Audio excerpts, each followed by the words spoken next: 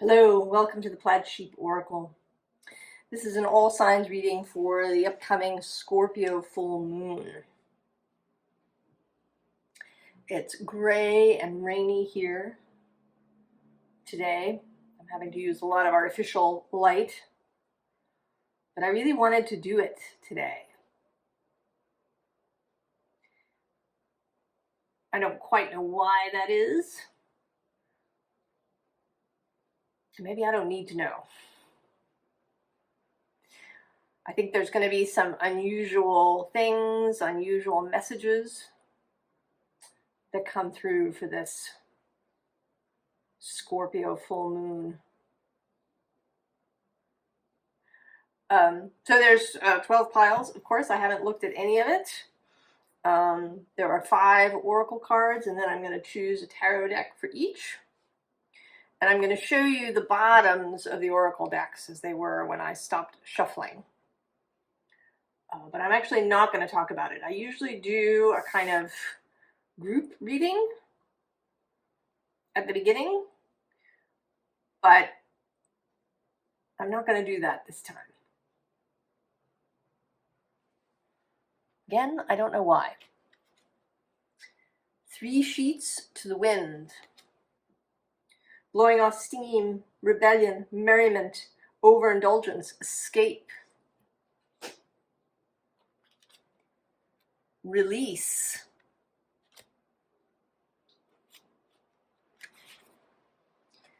The inner eye. Pineal activation, illumination, psychic bridge. Magic. And moonbathe in hope.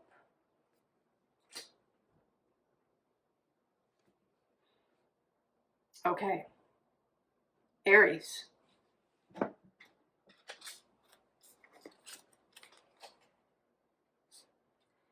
If mama ain't happy, ain't nobody happy. Self-love, relaxation, regeneration, satiety within, replenishment.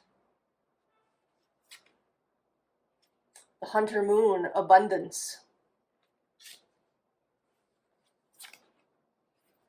Soothing waters. Intention, clearing blockages, energetic hygiene. And the giveaway. We're going to leave that for the very, very end. I have a feeling that it may be sort of advice-like.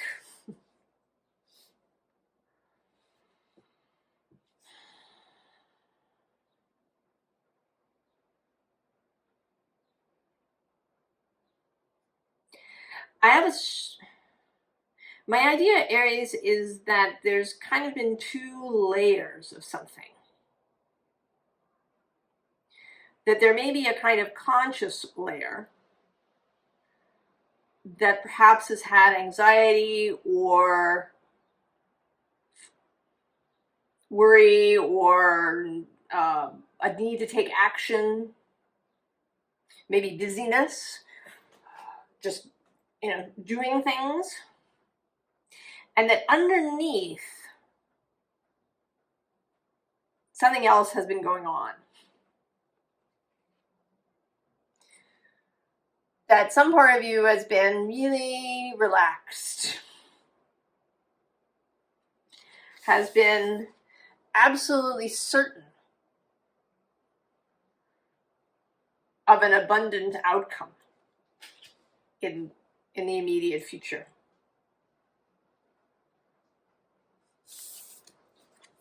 That these waters have been flowing.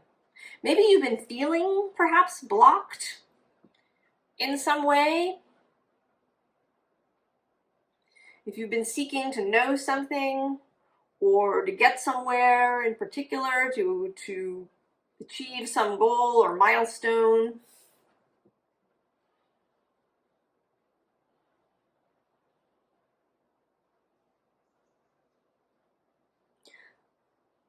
things are happening under the surface, Aries.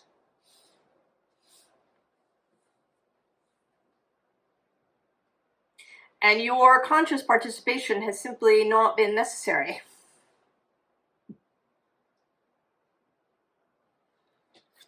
And this today, rather than being a giveaway, this feels like a final something being put into place.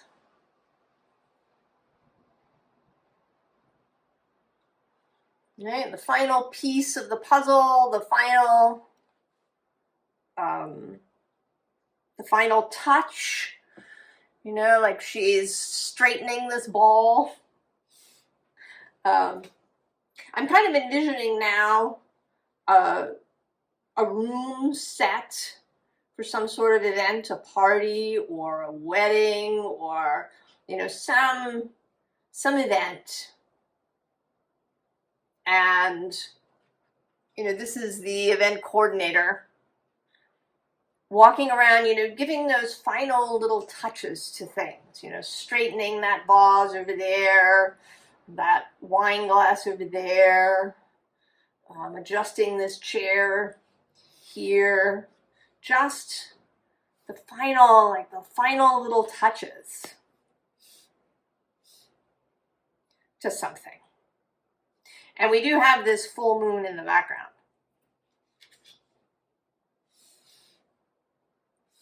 Now, it's interesting, although Scorpio is quincunx, so not quite opposite Aries, and that relationship can sometimes be a little irritating or kind of just weird. But you both have Mars as a guide.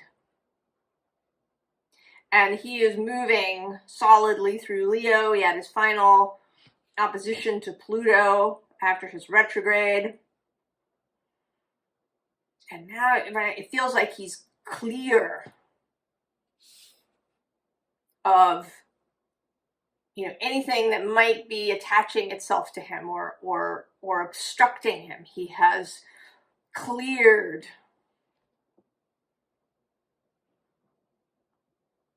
through.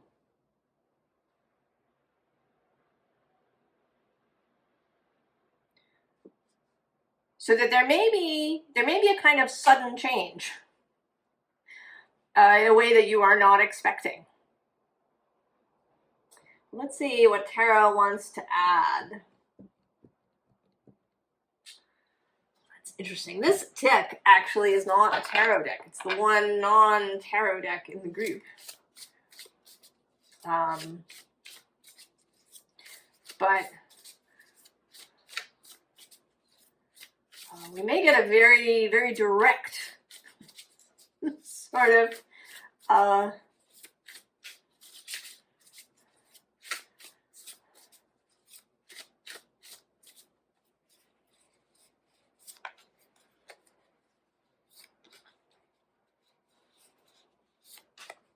indeed, there's 3 cards. Protection on the bottom. And then on the underneath, we have sensuality, which kind of goes with this if mama ain't happy, ain't nobody happy card. So it seems like maybe you not knowing has been a kind of protection. And maybe not necessarily for you, but for the goal. You know, I worked in catering for a while in an earlier part of my life. And the client could sometimes be a problem. You know, if they were a micromanager of the event. And if you have a tendency to do that, and I think that Aries can be that way, that Aries can be micromanager, you know, just want to have their hands in the in the clay, be in the kitchen. And so maybe you have been kept in the dark deliberately. But let's see. Oh, anguish. the Worker, Denial.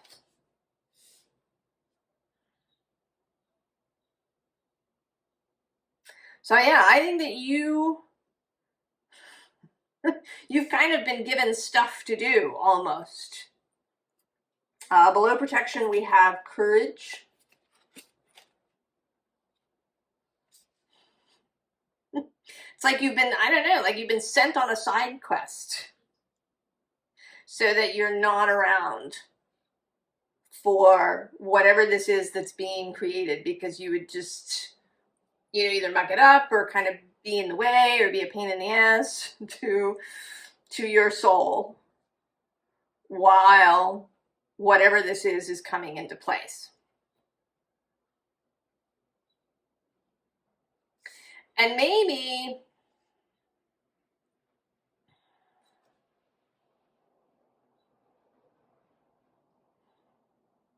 I don't know, maybe you've been in denial about how much you do that, or I almost want to say you've been in denial about how much you want whatever this is.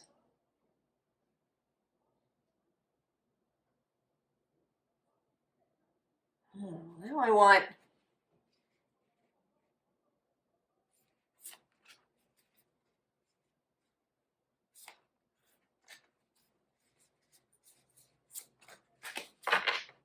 So maybe, and maybe that's another thing, is that it was something that you really,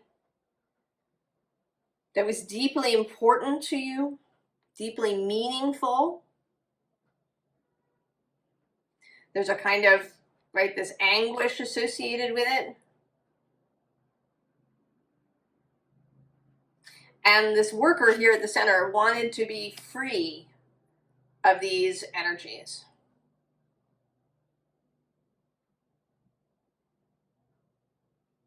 So you haven't been privy to the details, to the putting together, the construction of this party.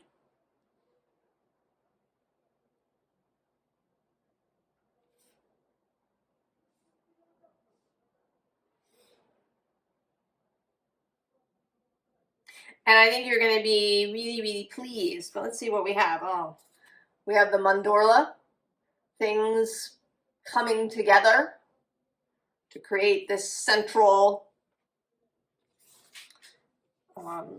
gem. Emotional. This is kind of an Ace of Cups energy. And Illumination. So fear not, Aries. If there's been something that you have been deeply wanting, but it maybe, you know, decided not to think about it because you were worried that it wasn't going to happen, or you just, you told yourself maybe that you didn't really want it, whatever it is, it has been in process. So we're going to look now at this final card, and we'll see if this is advice or further information. Inhale permission, exhale relief.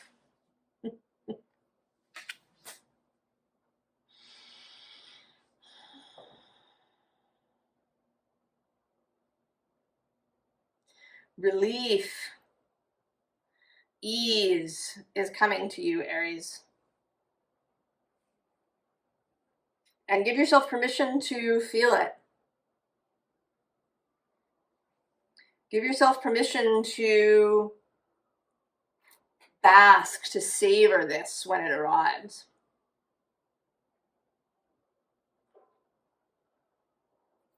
Well, I'm excited for you, Aries.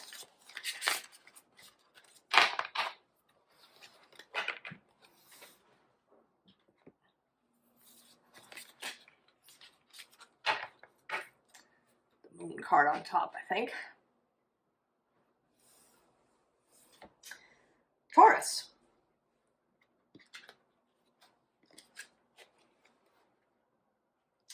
Oh, sweet tooth.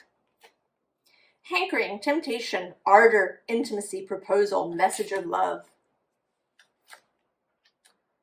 Faith. The worm moon. That's February, I think, or March. Sanctuary. Curate your realm, sacred space, altar, haven, and holy mountain. I'll leave this for the very end. Well, you, Taurus, it's your sun involved here in this full moon. It's happening at about 22.5 degrees of Taurus and Scorpio.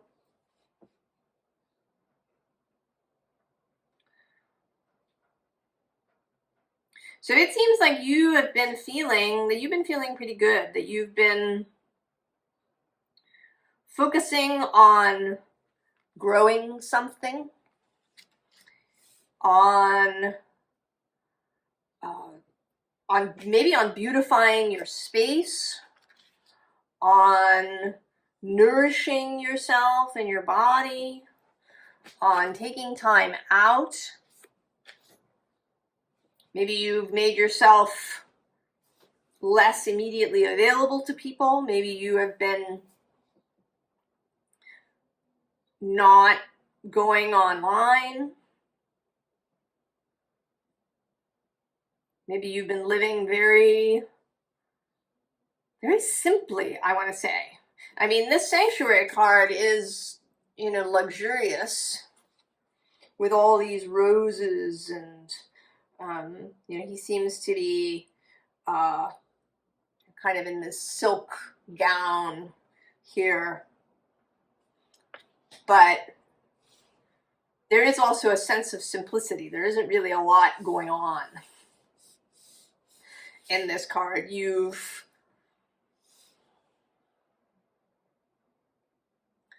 come into stillness during this Taurus season.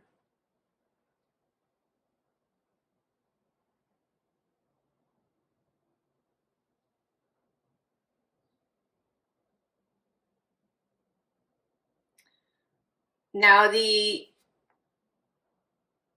full moon, the moon is happening in the third decan of these signs.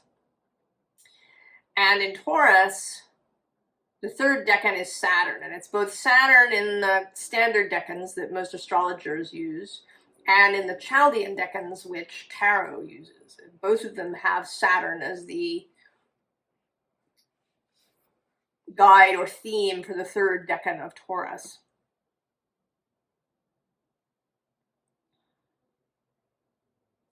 And Saturn is in Pisces, but by the end of this month, after we've entered into Gemini season, he moves into Aries. So it may be that when that occurs, you're going to move. That movement will happen. But that for the moment, you are being in stillness. Now, more from tarot.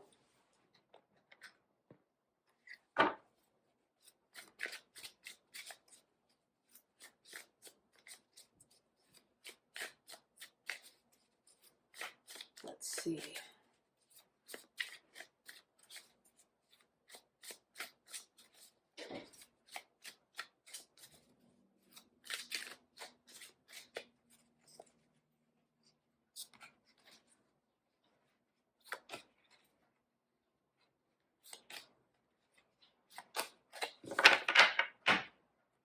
Ah, yes. The World. The final card of the major arcana, also associated with Saturn and the element of Earth. Who's on the bottom? Oh, the Nine of Pentacles. Mastery. You have been mastering things in this solitude. Oh, and right below the World is the Wheel. And the Queen of Pentacles, Temperance, the Page of Wands, the Ace of Pentacles, and the Seven of Pentacles.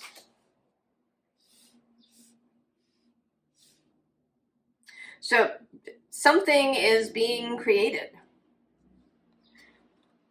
You are, these all seem kind of like the same person, right? You're in this quiet space.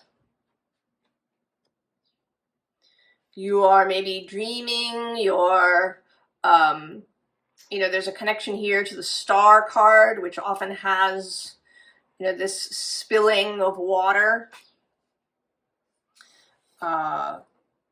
Then there's this very kind of intent energy of the Page of Wands and this Ace of Pentacles. So you have, in fact, been gestating something. Creating it very deliberately. And it is still in process with this Seven of Pentacles.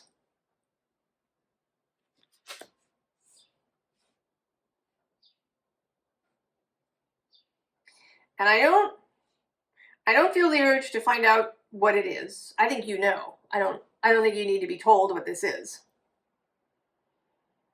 I think it's been very deliberate, right? It's what you're hankering for. What you have ardor for. What is your holy mountain. Take a look at this last card. Court the subconscious. So this, I think, is just keep doing what you're doing, and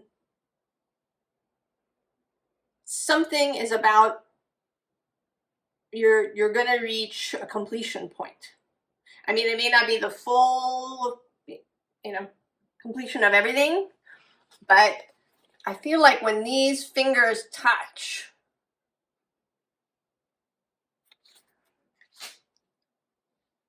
that something will occur. It may be that something will occur with this full moon, or within some days after it. The full moon is on May 12th, and then on May 17th,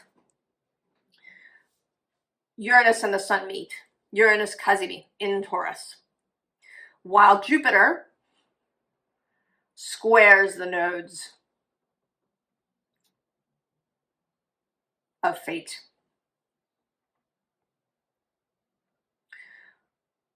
So it may be that this moment, that something will be revealed, that there'll be some revelation or a kind of go signal, perhaps on the 17th, 18th, 19th. And then we enter Gemini season.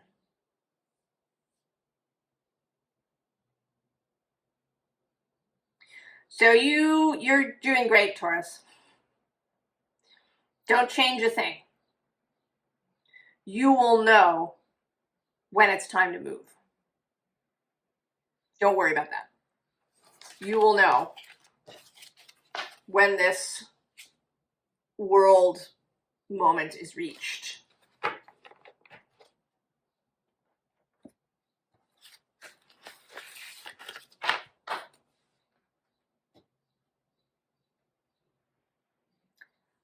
Gemini. Aren't you precious?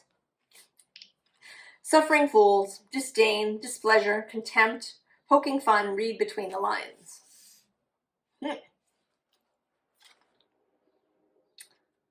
Protection.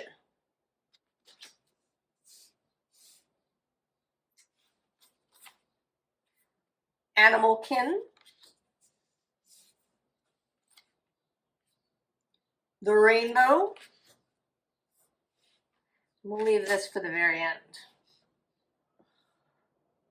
Hmm.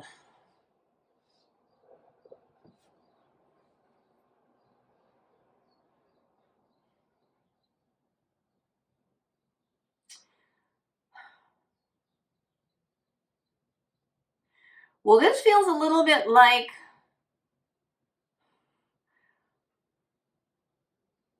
having a conversation that maybe you've been avoiding.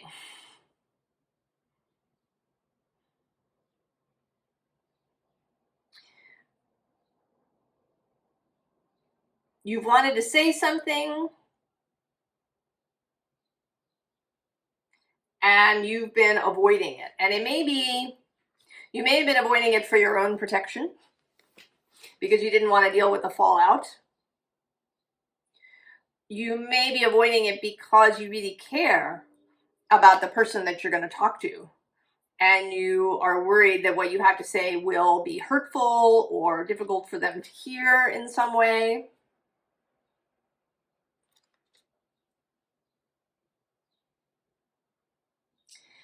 I kind of want to say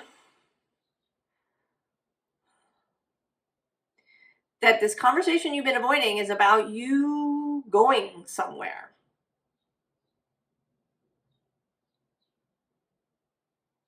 That you're going somewhere, you're leaving.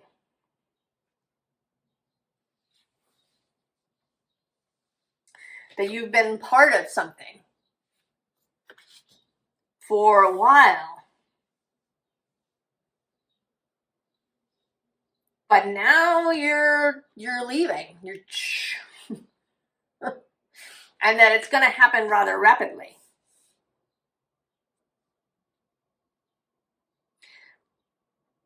Maybe a relationship. It might be something like leaving home. If you're, maybe you've been living in your hometown and your parents are used to having you close by. And now you're leaving and you haven't wanted to tell them because you know they'll be sad. Or it's a job and you've been putting off giving your notice until the last possible second.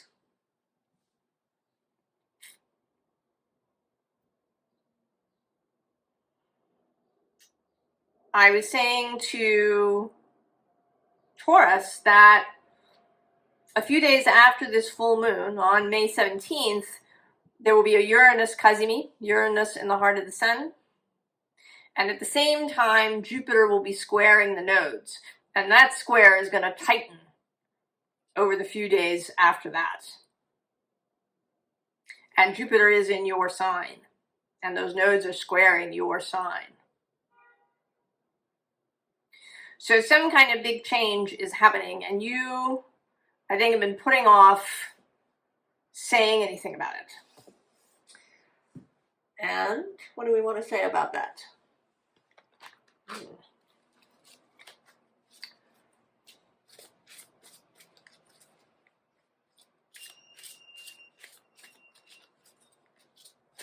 Now, it's possible with this read between the lines here that maybe people already know. It could be that you haven't kept the secret as well as you think, or that there are people around you that are more observant than you realize. I think that's often true. That we think that no one is paying attention, and in fact, people are. And maybe they're just not saying anything either. They're not sure. And I'm noticing now that this is card 14 and this is 41. There's this flip happening from a kind of holding to go.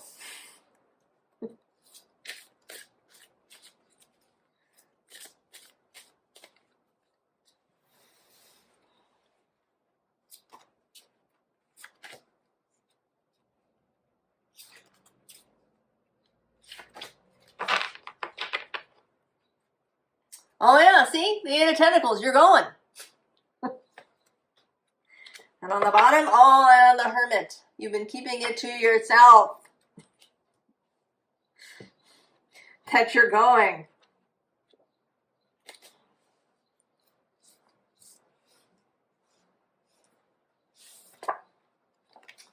Nine of Combustion, more kind of solitary, keeping mum.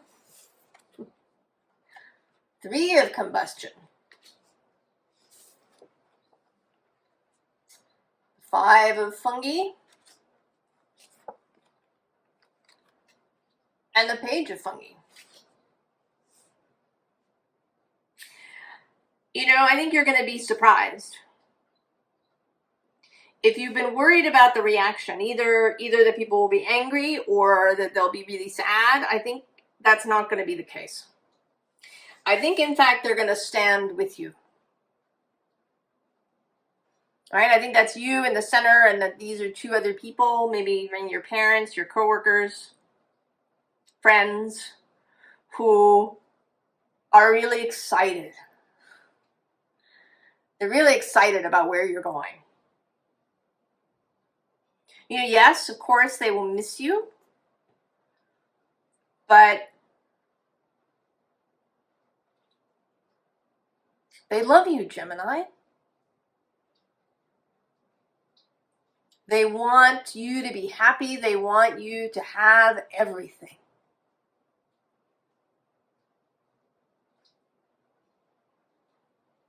It's making me a little choked up, actually. That maybe you don't know. Maybe you don't realize how loved you are.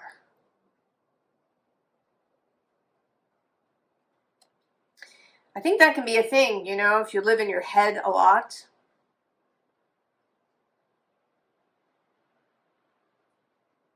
Then maybe you don't really feel it. You don't know how loved you are.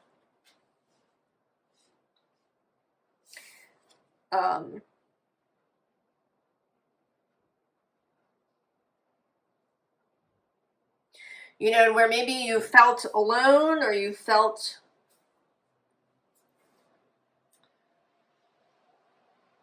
like you were left out, or, you know, maybe you've kept yourself apart, that you aren't really. I sort of see the elderly man here as you, and that maybe you aren't aware of this young girl who's there with you. And that, in fact, you know, maybe there's an entire group of people. You know, this seems almost like she's brought you to a surprise party. You know, she's told you, close your eyes. And when you open them, there's this big farewell party happening for you. And I actually sort of experienced this once when I left a job. That one of my coworkers went and got up a collection from everybody, and they bought me this wonderful gift. And it was a surprise to me. And maybe that will be how it will be for you. That you're going to be surprised. You know, even now after you've heard this, I think you're still going to be surprised. You know, then there you are. This Page of Fungi at the end. All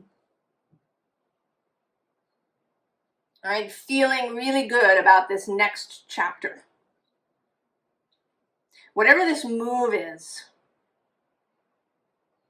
from a job, from a home, I don't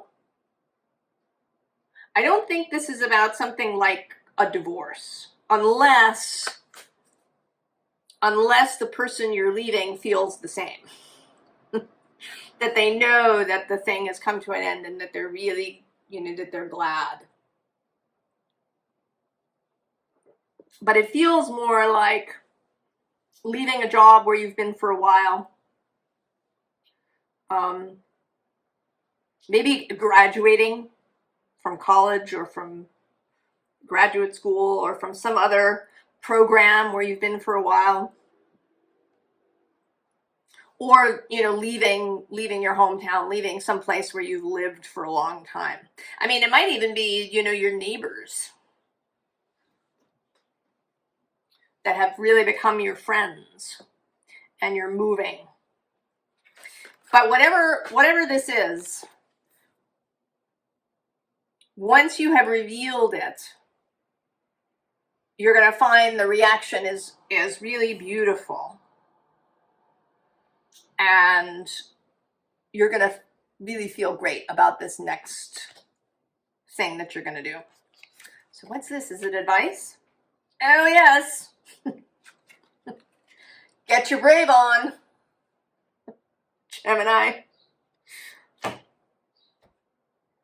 In two ways. One, to reveal, to reveal this thing. And two, to be brave about this next chapter of your life.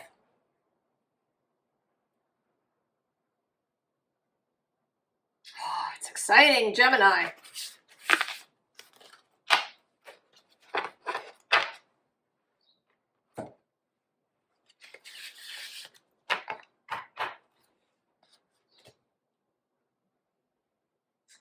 Cancer. Swinging on the front porch.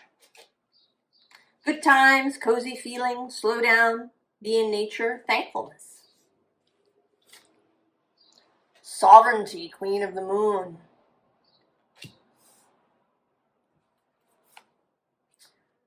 Duality. Paradigm shift, equilibrium, balance, temperance. The Coyote. We're going to leave that for the end.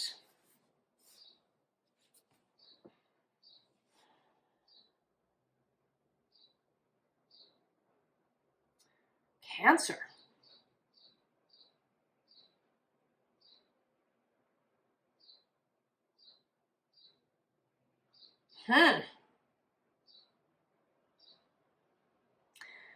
This, I want to say that you're going to be let in on some kind of mystery.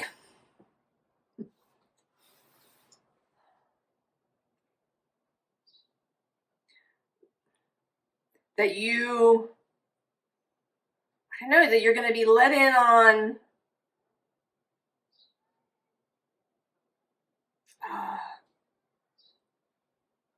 through the veil. You know, this, right, that you're here, you're on the front porch, you're in, you know, kind of a normal space.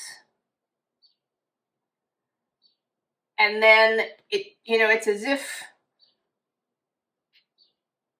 the borders change, as if you can suddenly see through the veil, through into quantum space. You can, you know, I don't know, you start seeing people's auras, or you start seeing other beings, or you really feel these things. If you don't, you know, because it may not be that you see them with your eyes, you could experience it in any number of ways.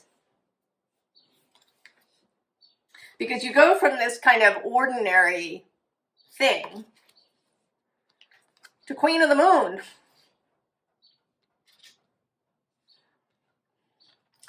Right, into this veiled figure, and to the, with duality, this unreal, like, visceral understanding of the fact that you walk in two spaces, that you walk around in this normal everyday thing that we all see, but that at the same time you're walking through the quantum realm, through, you know, what we think of as the other side. It is here, it's here now. It isn't really an other side.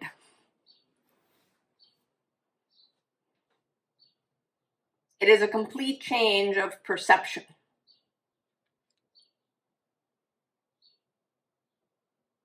You know, even here with this right? These two kind of moons happening here. And then with the coyote, what's coming to mind is that you're kind of looking out in the garden, and what first appeared to be a squirrel turns out to be a coyote.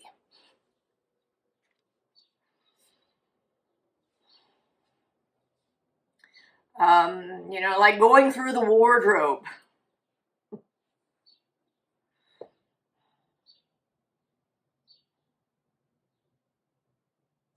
No, I think I need help to talk about it more.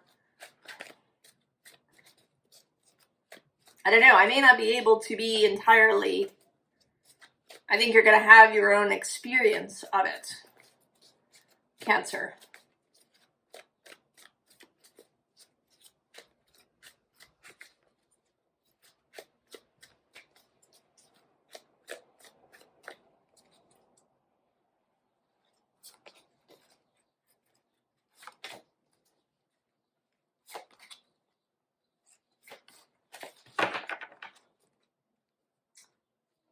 King of Fire, interestingly, on the bottom. Who's underneath?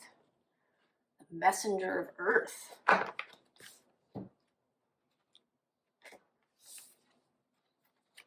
King of Earth.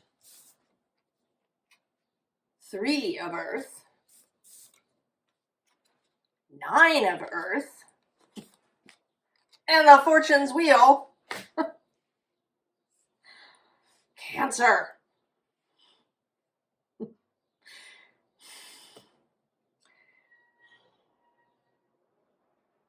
Reality is changing.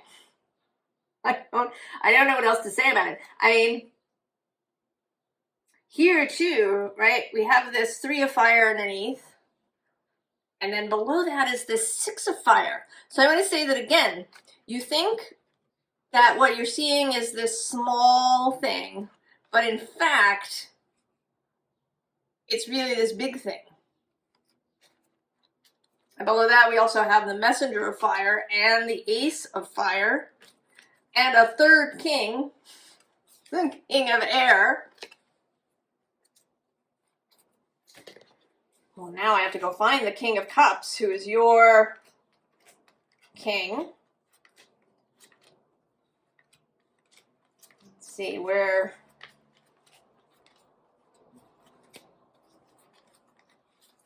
He is.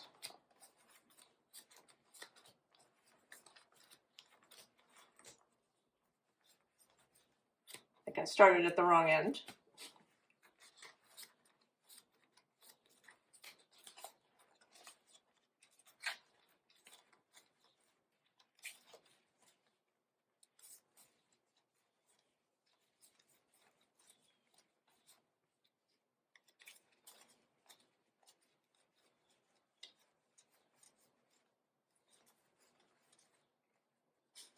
I was almost there. I should have kept going.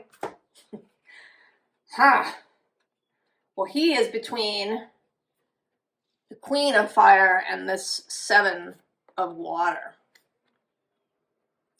And I want to say that the 7 of Water is kind of the illusion of the veil. And that this Queen of Fire, to go with the King, is providing this illumination so that you see the reality.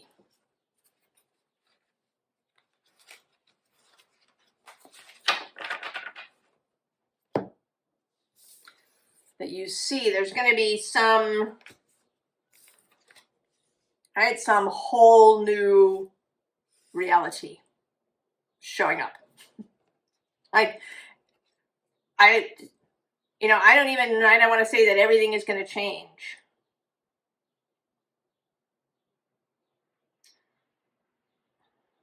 I mean, this is a big moment, I think, for everyone. The things that are happening post this full moon a few days later, there's a Uranus in the heart of the sun, Uranus Cazimi at the end of Taurus. Jupiter will square the nodes of fate, and then Saturn moves into Aries.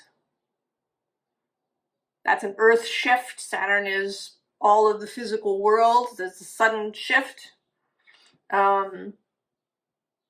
Jupiter will then move into Cancer. And then Uranus will move into Gemini for a while. So things are changing. There is some whole new reality. And there is a part of you that's been expecting this. You've been on the lookout. And, right, you've been focusing, you've been mastering aspects of yourself. Maybe you've been doing a lot of mastering of the earth element. And then you get the Wheel of Fortune, right? Looking into this new reality. Cancer. What is this card? Oh. Abracadabra, Cancer.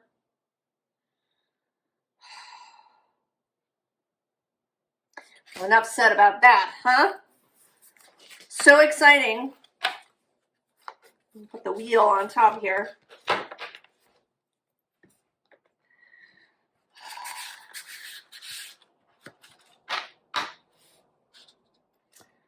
Powerful full moon, Cancer. Leo.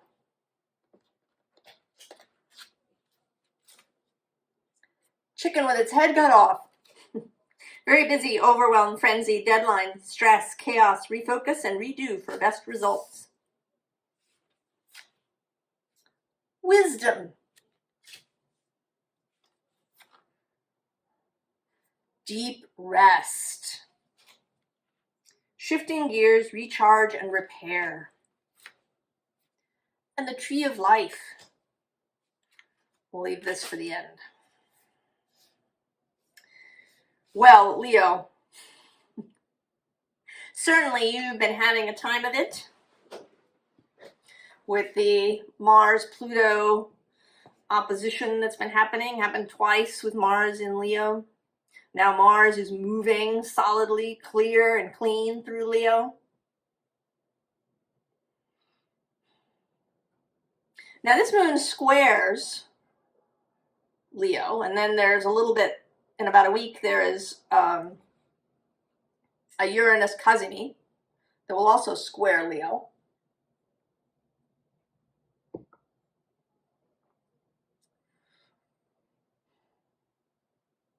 So it seems like this is a moment to just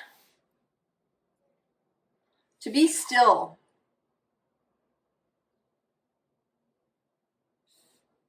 To relax, to get some rest, to, maybe tend to your body, tend to your home, to kind of, right, to focus inward.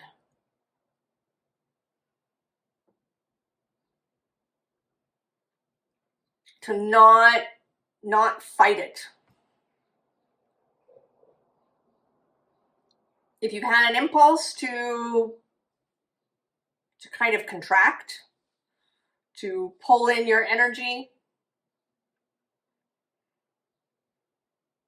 if you've been feeling tired, overwhelmed, a little buzzy,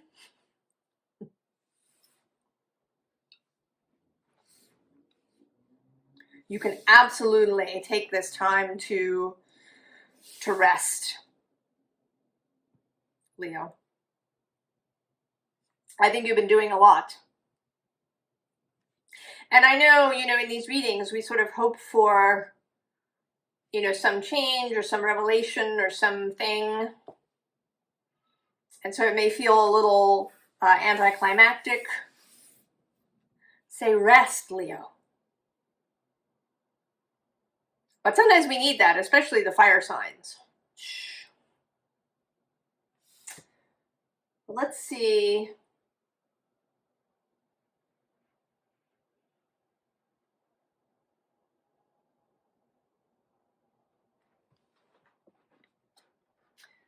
What tarot has to add to this. Perhaps you've been burning the candle at both ends.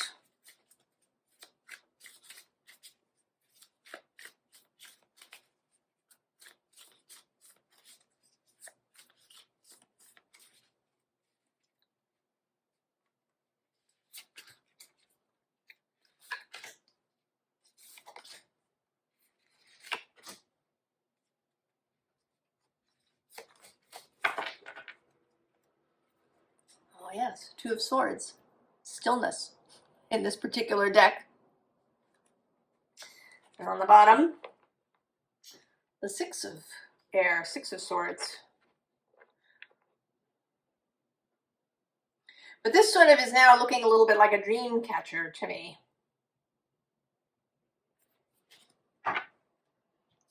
Sleep. Ace of Wands. The Seer of Air. The Scout of Earth. The Four of Air. And the Seven of Fire.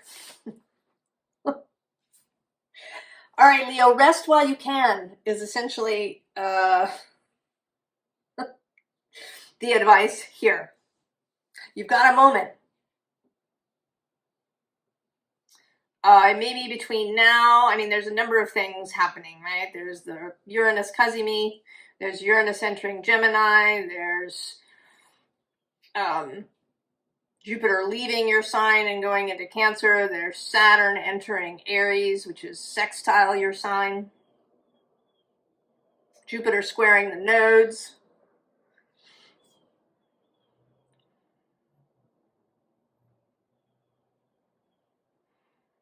Oh, and then there's the Leo new moon on July 24th, which sits in opposition to Pluto. And there's a whole thing happening at the end of July, into the beginning of August. There's a grand air trine that comes into being of Uranus, Pluto, and Mars. In fact, there's a whole kite formation if you include Neptune and Saturn in this thing in the first week of August. Stuff is on its way, Leo. Ace of Fire, Ace of Wands. This Seer of Air sits in the King position in this deck. This, seeing the eye open.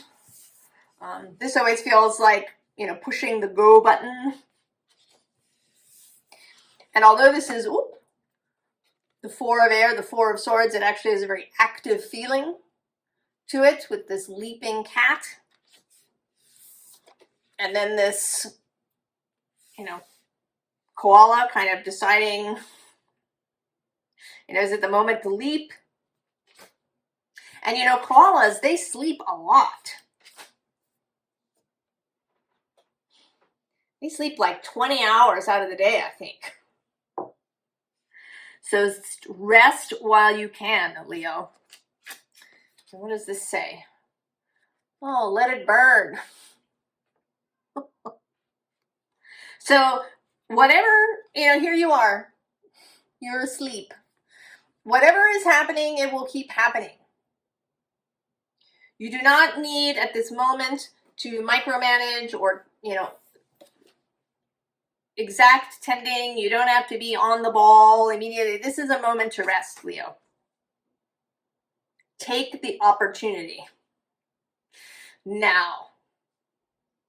I don't know, if the change will wait until that Leo new moon. It might come sooner than that. I don't know. Later this month in June and early July, I don't know.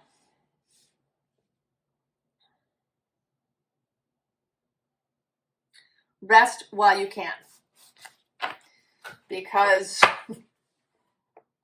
action is coming, Leo.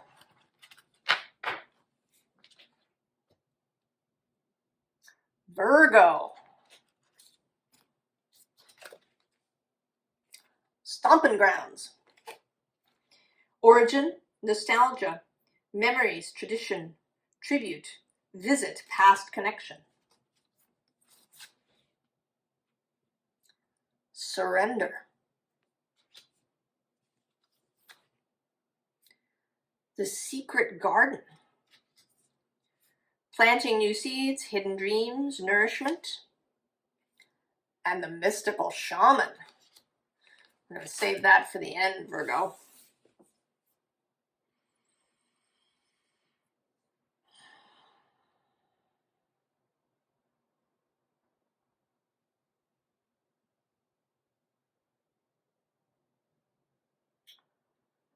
Virgo.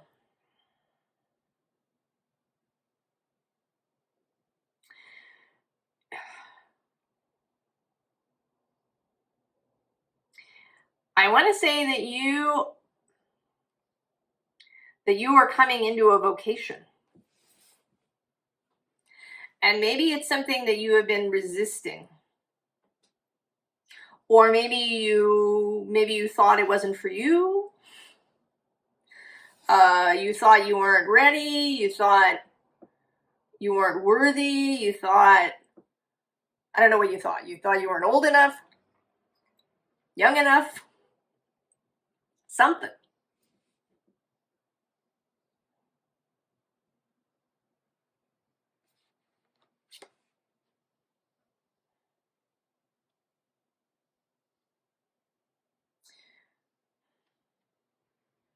But there's something, Virgo, about the past, that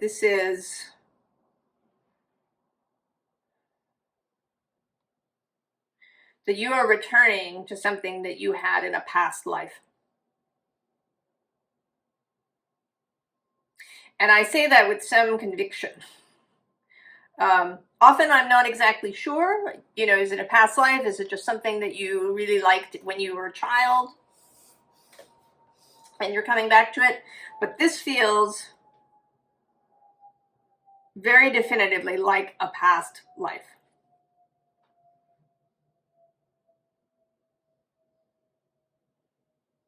That you had this vocation in a past life, and it's a mystical vocation.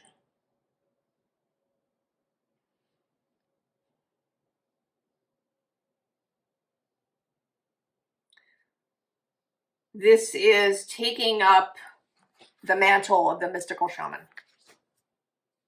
This is surrendering to the call. All right, this is a surrender to this child's pose that she's in. If you've taken yoga classes, you know that often child's pose is a kind of, a moment, a resting space, perhaps between more vigorous or active sequences in a vinyasa practice. And that it's somewhere you can always come to. If you're in a yoga class and you're going along and you just feel like the need to stop, all the best yoga teachers will tell you that if you need to stop, you should. Right? Go ahead. Don't feel like you need to push. If you want to stop, stop and rest in child's pose. It is a surrender, and here it is also feeling like,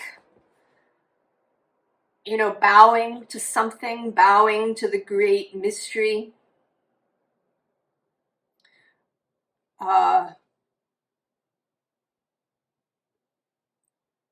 Dedicating yourself to the great mystery. Virgo.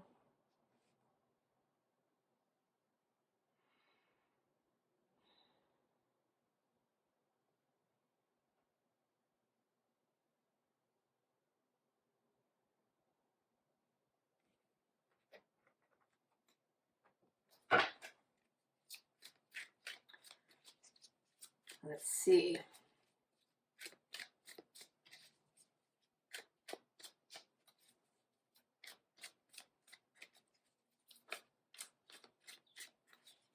And it feels joyous. You know, this surrender card feels like coming into peace. One of my favorite series of mystery books is the Brother Cadfael stories by Ellis Peters. And Cadfael is someone who went off on the Crusades. And so he comes back, he spends,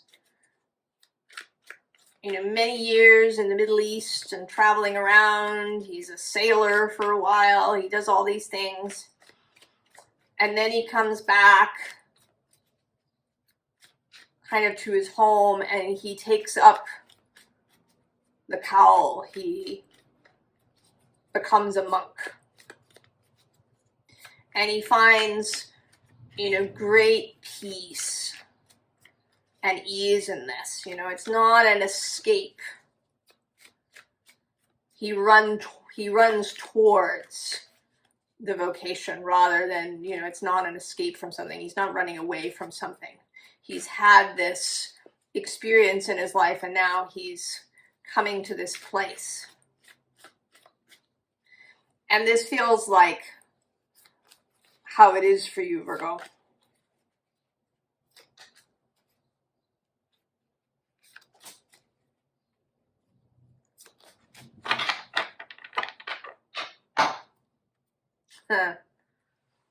Nine of Swords. You know, and this feels like you're saying goodbye to this vortex.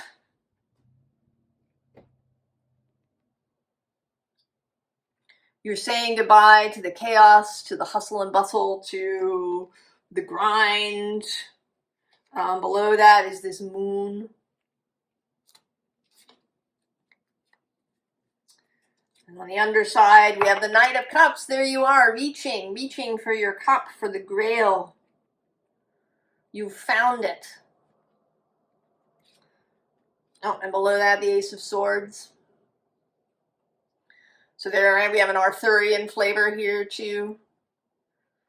You know, Percival, who encounters the Grail twice. The first time he doesn't ask the right question. But then later in his life he does.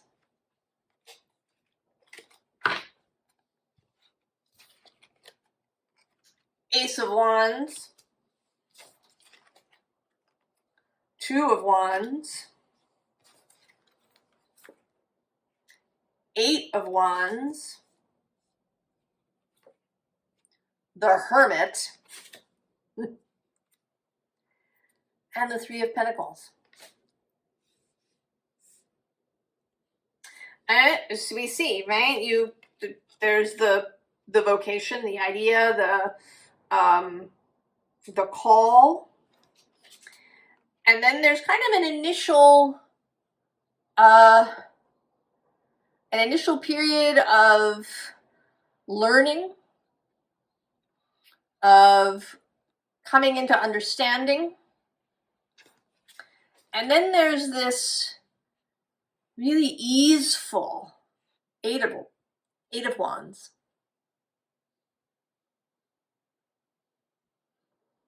Right? This surrender.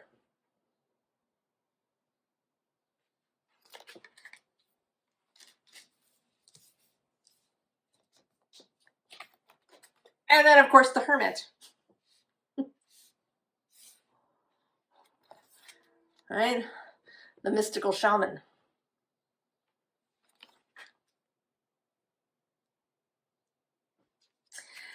And this Three of Pentacles, the Three of Pentacles is often for me our working relationship with Source, with our fellowship, with our guides, and with our own soul, with that non-physical aspect.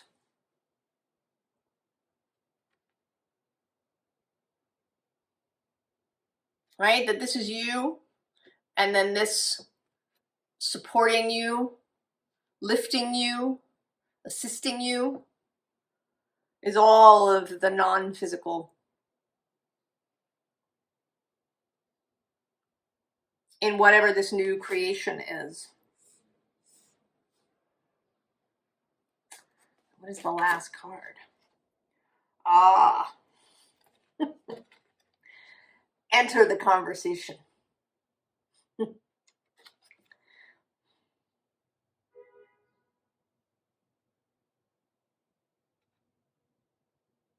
All right, this is the tree of life, the lignum vitae, the tree of the world. Entering this mystical conversation and kind of entering, you know, taking your seat at the table. Now what's kind of coming to mind is, you know, like a council of magicians or, you know, magic makers. You know, Lord of the Rings, Gandalf, Galadriel, Saruman, Elrond, Radagast.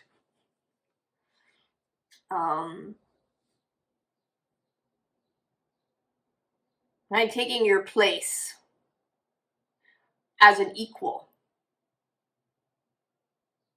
as a peer. And that this does have, that you have been here before. And that the skills of that past life are opening up to you. I mean, you may not have specific memories of anything. I don't think that's the point.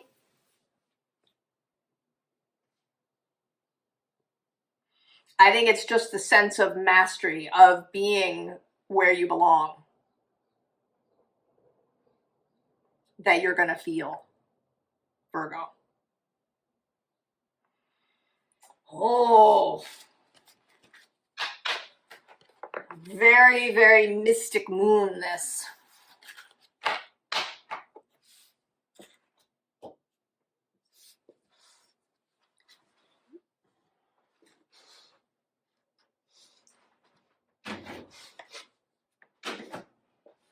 Okay.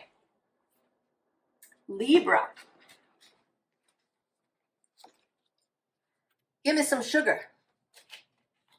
Hugs and kisses, adoration, snuggling, pillow talk, bonding, someone's favorite. Darkness, the long night moon.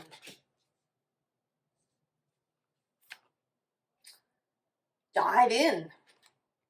Spontaneity, adventure, intuitive jumps. The smoky mirror. Save that for the end. Well, Libra.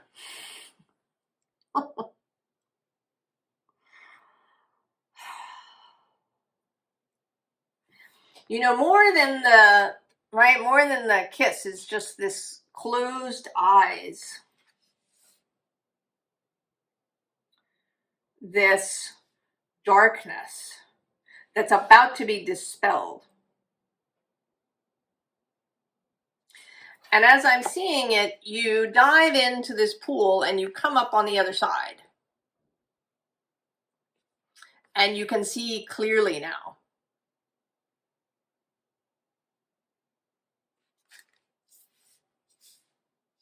That something that you couldn't see, something,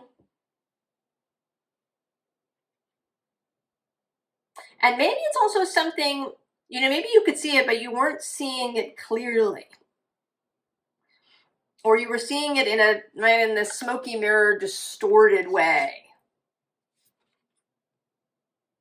Because often, you know, moonlight makes the landscape look different. Moonlight is a very different illumination than sunlight.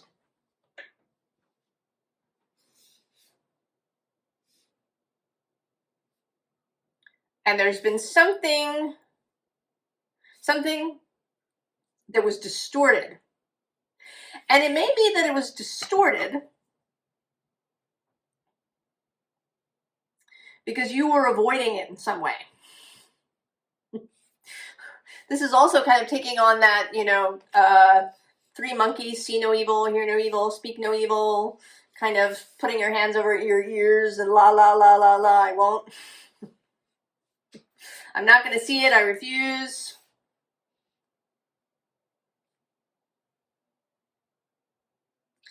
But your willingness now to dive in, to see it, to choose to see it,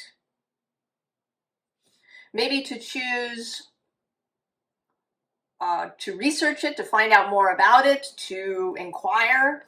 Maybe it's having a conversation you've been avoiding. This showed up a little bit in Gemini's reading. There's something that has been avoided because it might be difficult. You didn't want to know the answer.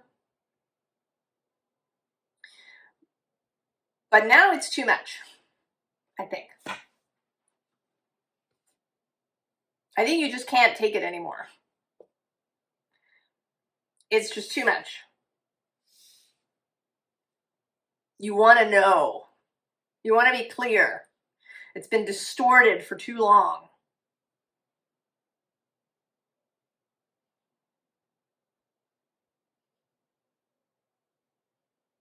It might also be that something new has entered the picture. I sort of see this little rabbit down here as having arrived on the scene.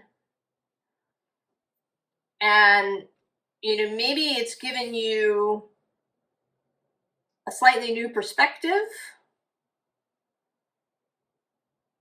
It's given you some impetus. It could be a person who's arrived, who has counseled you, go and dive in.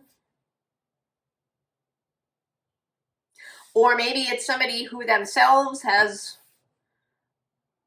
you know, gone ahead bravely without fear, and you've been inspired by this. I don't know. Let's see if we get more from the tarot.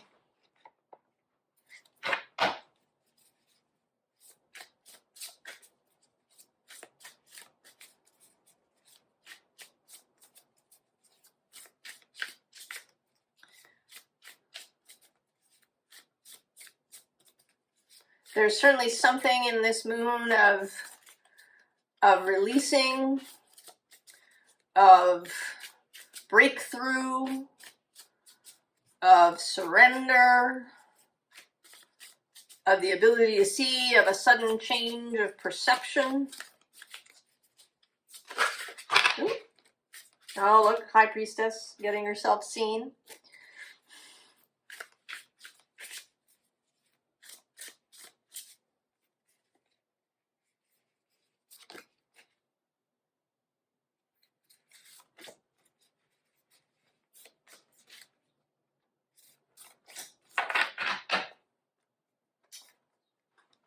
Knight of Axes, Knight of Swords.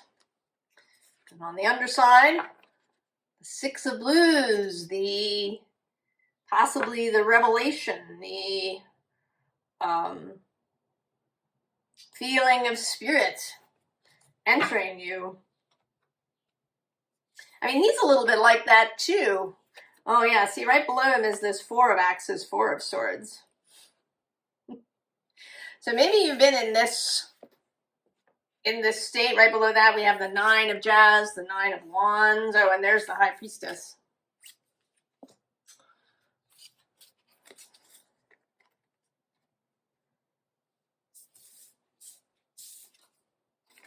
Ace of Blues. Feature. It's the Hierophant in this deck. The King of Axes. And the Two of Roots. So, I think that somebody has arrived who is offering this to you.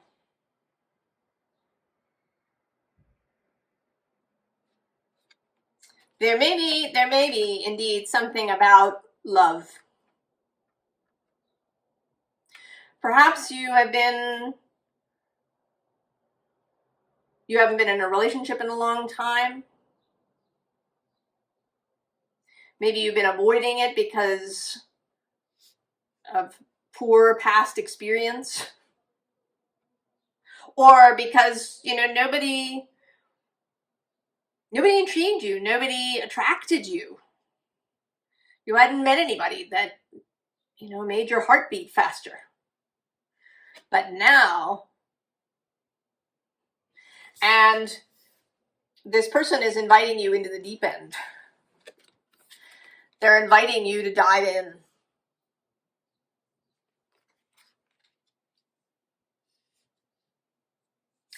And they are very clear.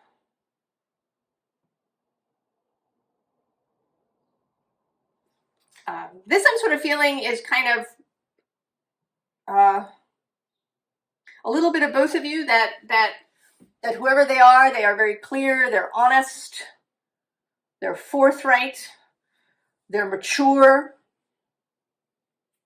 And it's also you, you know, going from this knight to the king.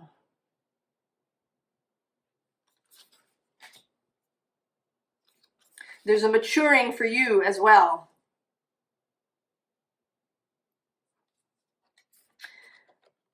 And then this feels kind of like the next step, but it isn't, you know, it's not being made clear.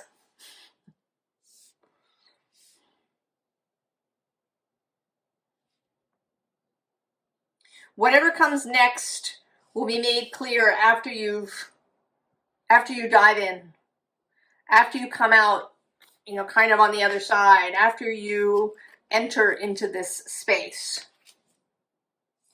Then whatever it is that comes next will be made clear.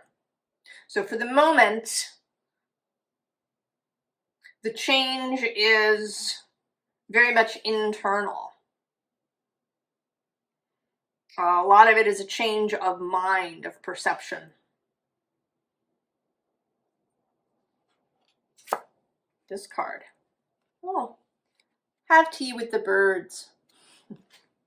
So, you know, this seems too, there's a little bit of Leo's sense that to don't concern yourself with the future. And maybe that's been part of your issue, that you think about, you know, well, you know, I get together with this person and then what happens? You know, how do we put our houses together? And do we live together? Do we get married? You know, what happens? What, you know, how do we divide up the furniture? You know, who's going to give something up? All of that stuff, all of that detail is not for the moment. That comes later, Libra. Do not get up in your head about it. Dive in. Just dive into this emotional, these waters. Dive into the waters.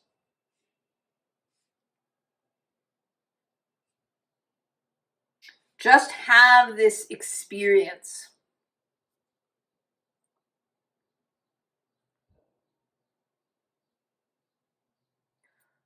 Worry about the details later. In fact, don't worry at all. Things will unroll, unfold in the best way possible, if you will, you know, allow them to. Oh, Libra.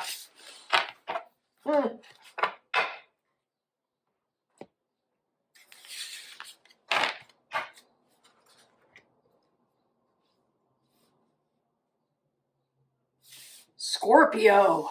Your moon, Scorpio. What do we have? Barking up the wrong tree. Dead end, stalemate, not now, lack of clarity, perspective shift needed. Hot moon, extremes. Scorpio. The golden hour. Positive omens. The great central sun. And the heart of sky, Scorpio. We're going to leave this for the end.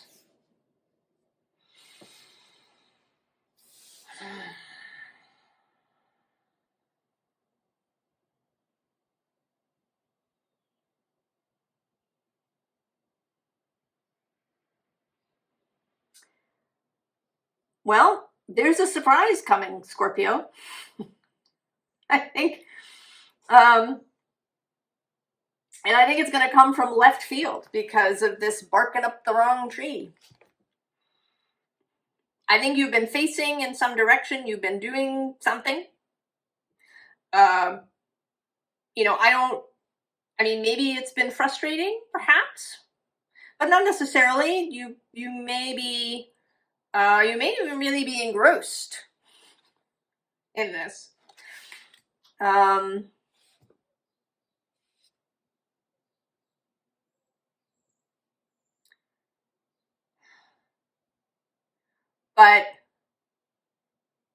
But something has been brewing below the surface.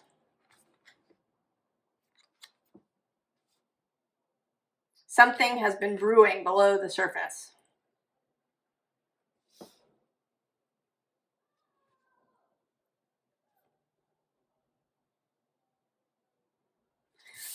You know, and this actually is feeling, sometimes I feel sunset with this and sometimes sunrise. And here it feels like sunrise, that this sun has risen out of the water.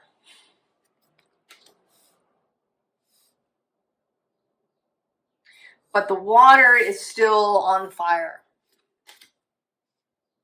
So it's been, the sun has been under there, kind of boiling the water.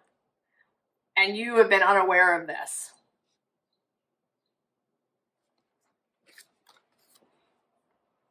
Right? This heart of sky, this is a creational energy, a manifestational energy. Oh, I think we need tarot. Thoth Tarot, of course. Scorpio. I wonder if the lust card is going to come out. We'll see.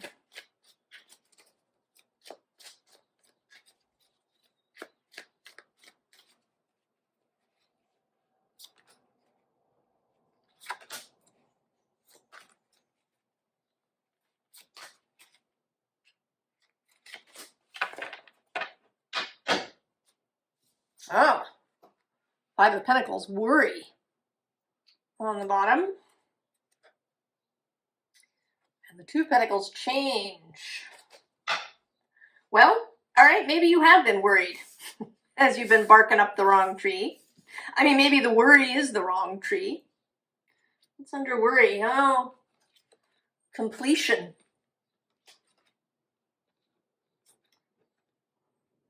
Completion of the worry. The Tower. The Ace of Wands. The Knight of Discs. The Priestess. And the Queen of Cups.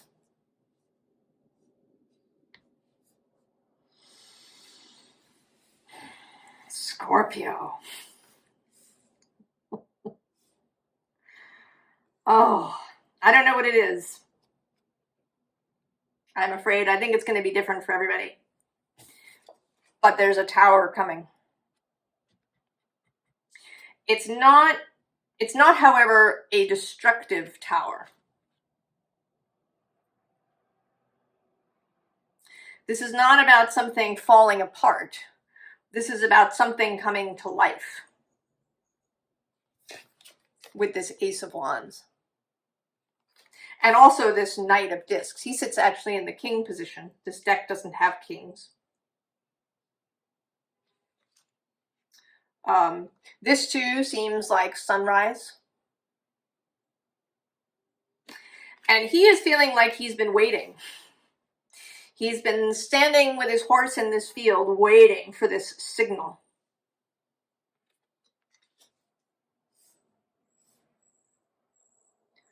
So whatever this hot thing is that, you know, has been boiling the waters, has been setting the waters ablaze,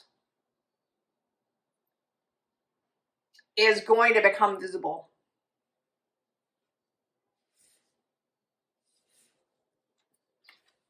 Right? Secrets, things that were hidden will now be revealed. And I think that you are coming into this Queen of Cups space. Scorpio is usually associated with the king, but here I think you are the queen. There is an energy of deep receptivity, of knowing, of psychic knowing.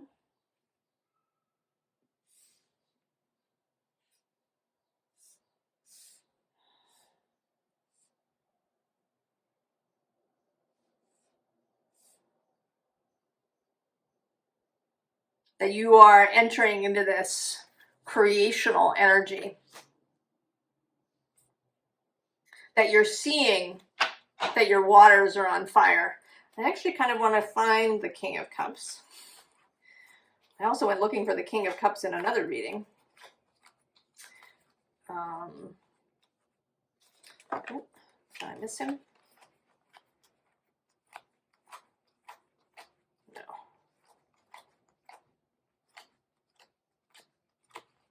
Although the Knight of Cups in this deck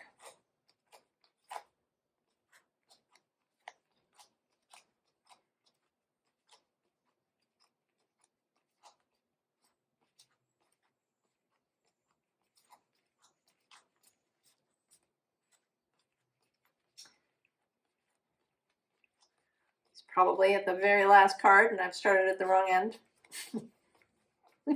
Ah, there he is.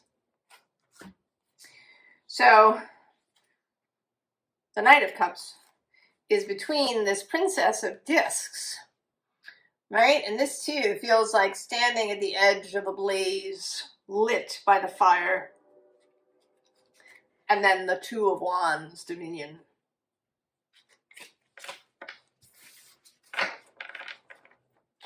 Coming into power, Scorpio. Finding your fire. The Tower is associated with Mars. He is your guide. And he is moving through Leo.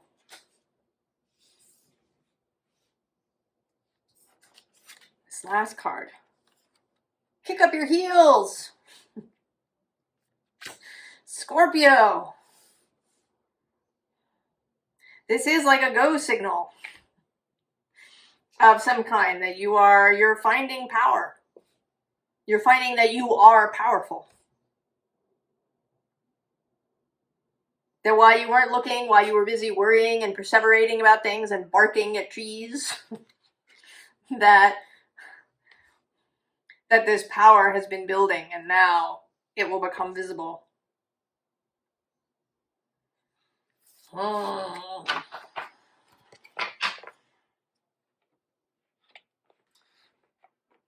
There may be something too for you when we get the Leo new moon on July 24th. It will oppose Pluto.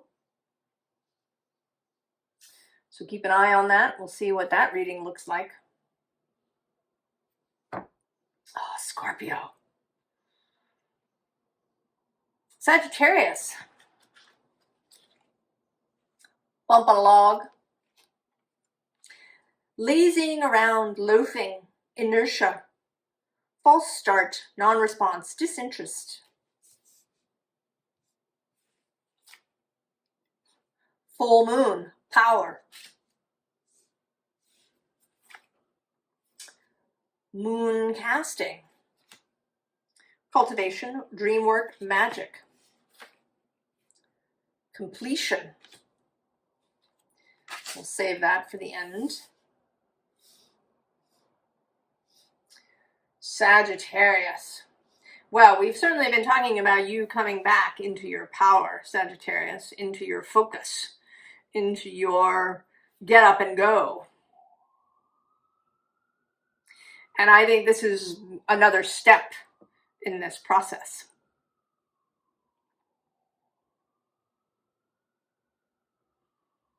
And then maybe this one will be perhaps an internal section of things. Time spent perhaps in dreaming.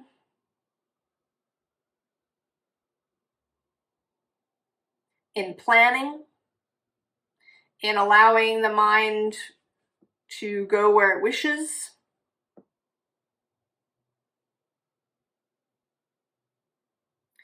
In mystical pursuits.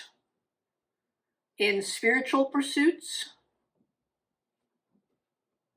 Maybe learning a new spiritual practice or process.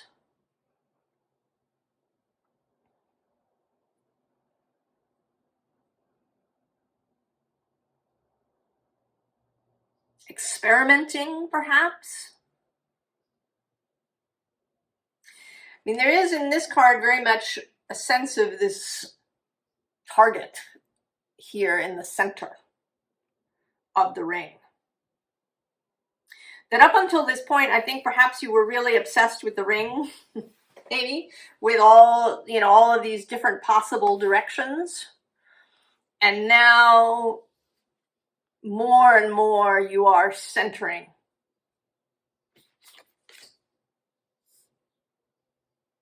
Right, every day, every week, every moon that passes.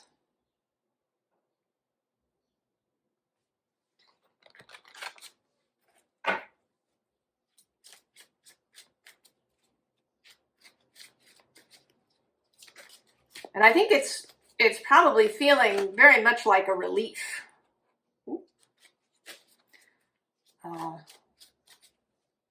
There is a sense so far in the readings, there's definitely a release of changed perception, of realization, of a change of mystical perception, of seeing that which was hidden or distorted.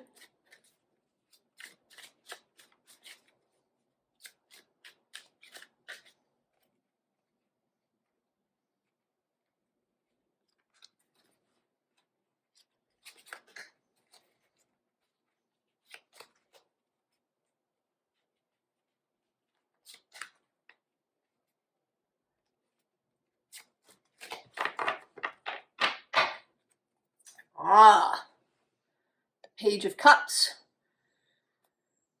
The new adventure. Getting ready to start. Oh, yeah, the Ace of Pentacles on the bottom.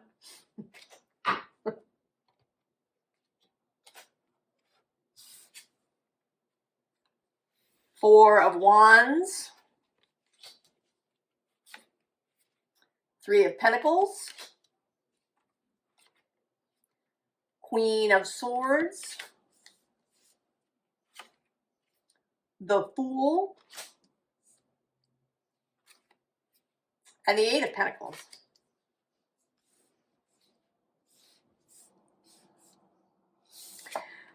Well, so this is feeling like the farewell. You know, you're being sent, or you're leaving. You know, I kind of picture you passing through this archway, and you know, people throw flower petals at you as you go past.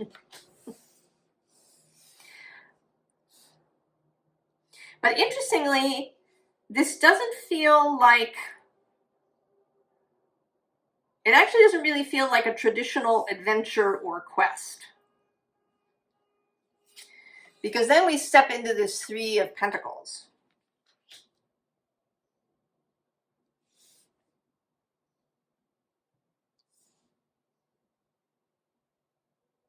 And there's the Eight of Pentacles here at the end.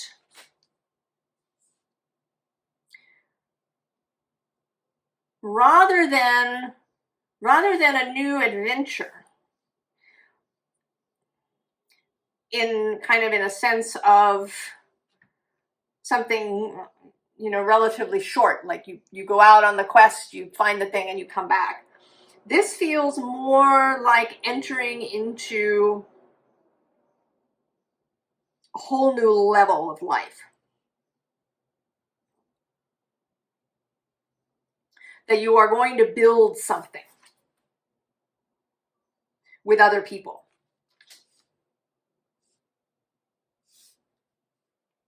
You know, maybe this is like a groundbreaking ceremony.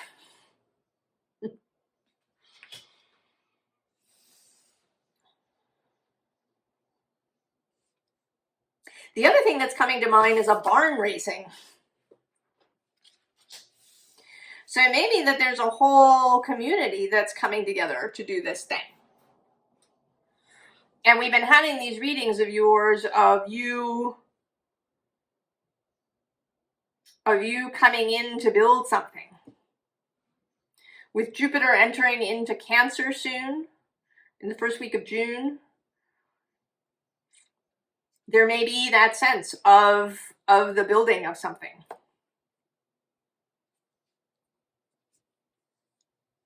Of something communal, of something family related, of something that has deep meaning for you emotionally, something that feels like home to you.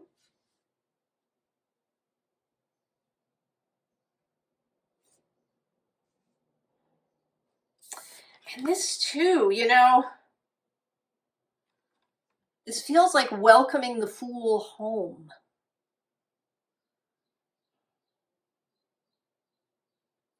You know, that you have been out in the wide world,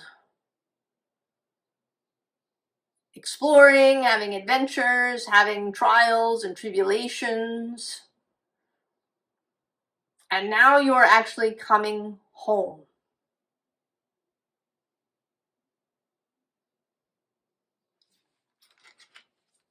Sagittarius.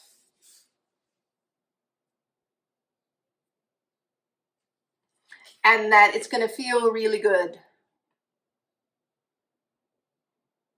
It's going to feel really good to build something.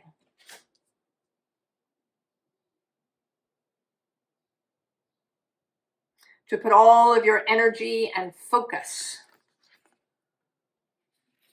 not into something in the distance,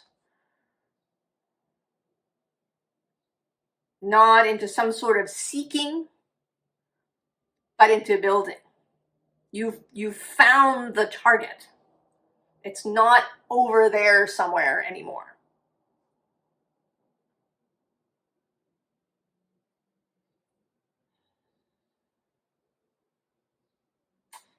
I kind of want to pull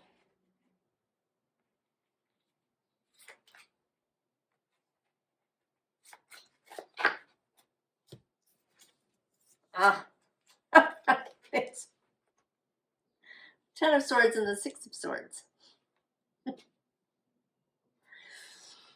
So you're leaving the end. You're setting out in a new on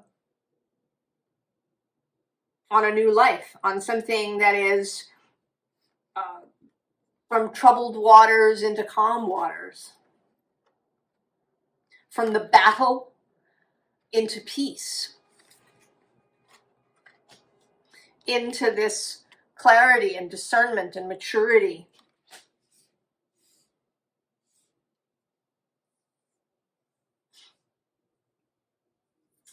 What's this final card? Indulge the whimsy. Oh, Sagittarius.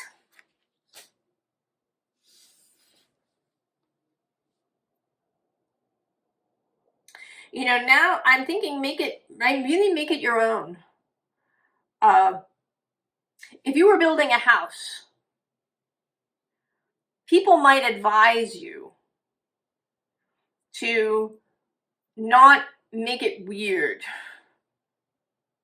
because, you know, who may want to buy, you know, if you want to sell your house later, it won't have any resale value. You know, you're going to have a hard time finding a buyer if you make a house that's really whimsical.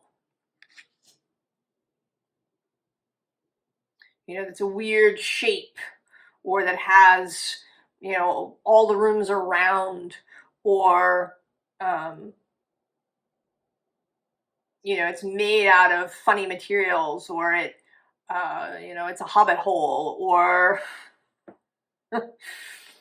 you know, or it's made of glass, or right, there's right, whatever your whimsy is,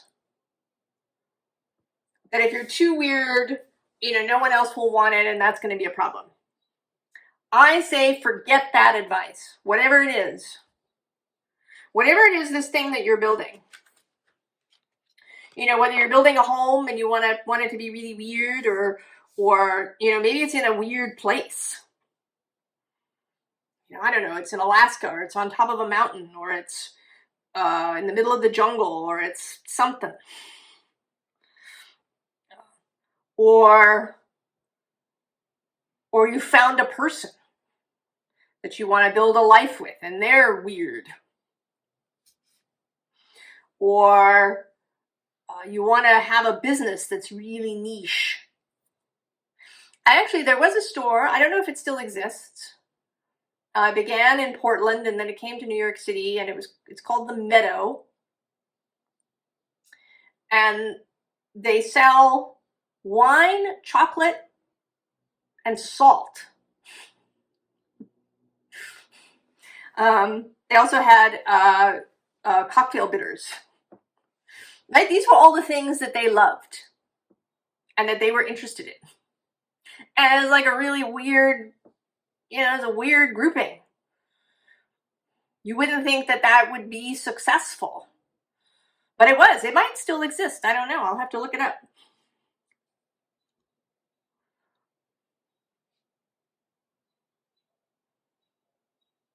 So if you want, you know, you want a really weird business that caters to, you know, some tiny portion of the population, you go. Indulge the whimsy. It's your thing, Sagittarius.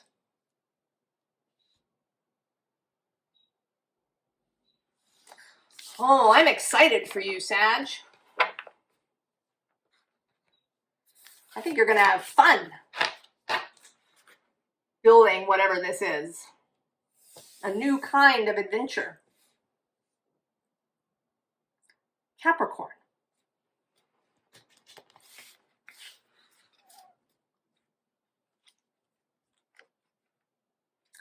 Kiss my grits. No thank you. Walk away. Refusal. Know your worth. Self-respect. Strength. Action. Waxing gibbous. That's where we are now. Enchanted forest. Nervous system support. Deep breath. Grounding. Sweat lodge. I'm going to save that for the end.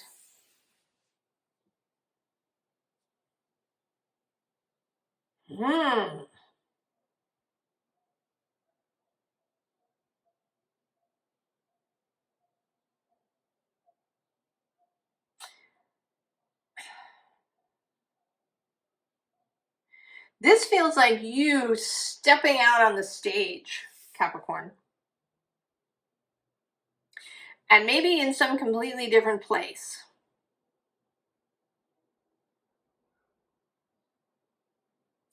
And that you're bringing something with you that is unexpected.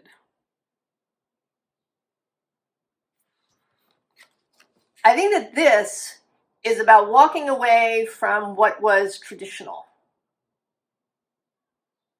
what was previously acceptable or known or normal or whatever it is.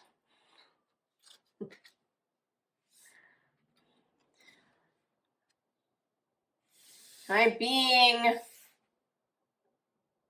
really open, being flamboyant, perhaps, being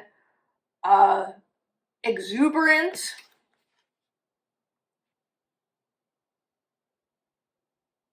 And in a way that maybe in whatever your area is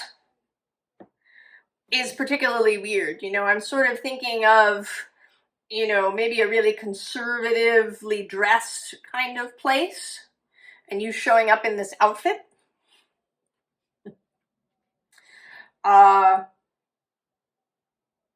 You know, being at some event where everybody's, you know, maybe dancing the waltz and you and your partner dancing the tango.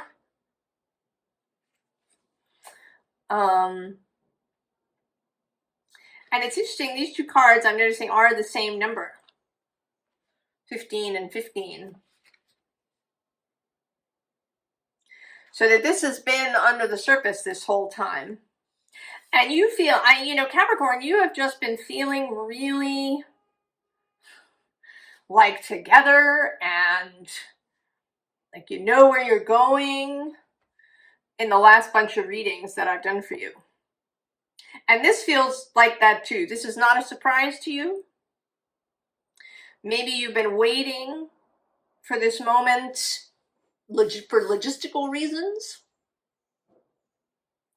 If this is some kind of reveal that there's some logistical thing that fits now, or maybe you've been waiting till it feels right. But you are coming out of this sweat lodge, not going in. This figure, you are coming out. And you're bringing this enchanted forest with you. You know, you're coming out into this space that looks rather stark and barren. And you are bringing this lush, green, enchanted forest just right out into the open with you.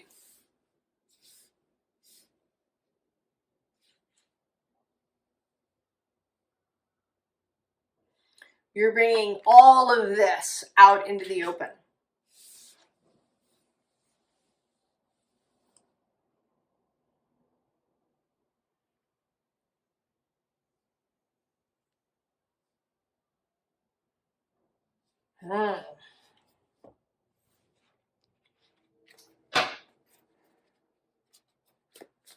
What else? Capricorn.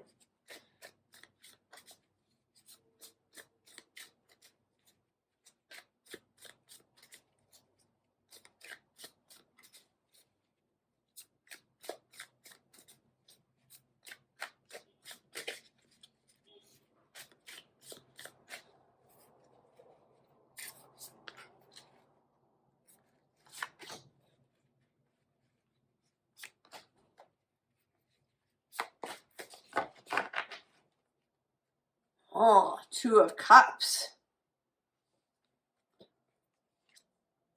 High Priestess at the bottom. She's made several appearances. Eight of Materials. The Wheel. The World. And the Five of Emotions. A reveal indeed. Whatever you've been cooking up, working on,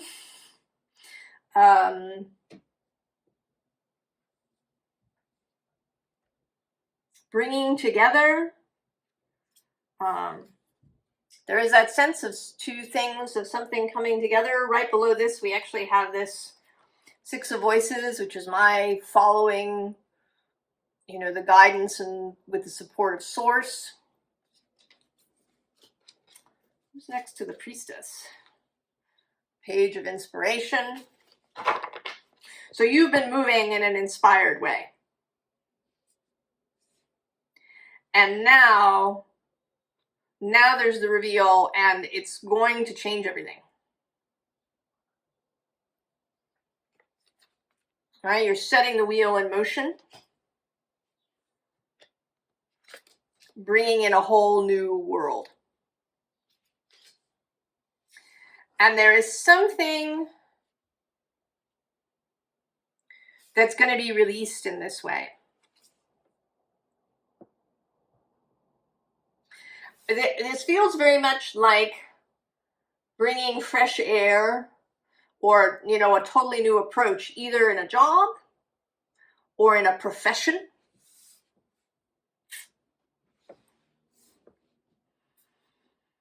Of doing something in a whole new way, and something is going to be released. Something that has been frozen is going to be released when you reveal this thing.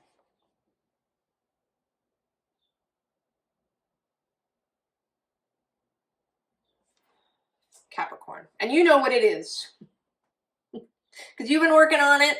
You've been waiting. It's the final card.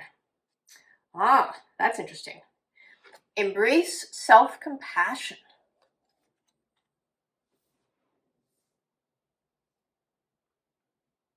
This actually feels like embracing compassion for everybody else. Right? That everybody else is this deer. A little scared. You know, suddenly everything is different. You've come out, you've said, I'm doing things this way. Look at this, isn't it amazing? You know, I've developed this whole new method to do X.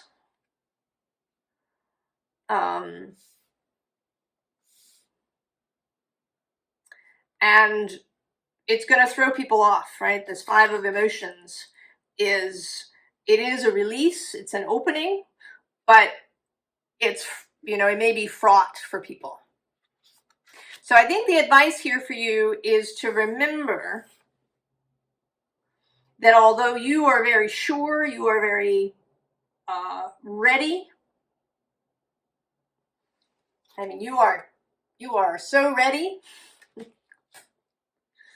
that other people haven't been in on it necessarily. That it's a surprise to them, that, you know, they have things that they will now need to release, that maybe they need to go a little slowly.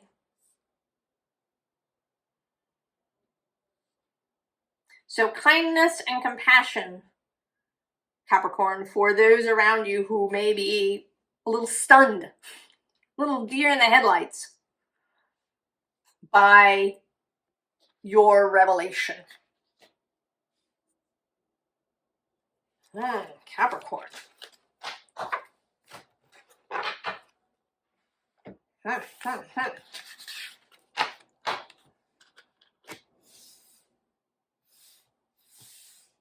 Aquarius.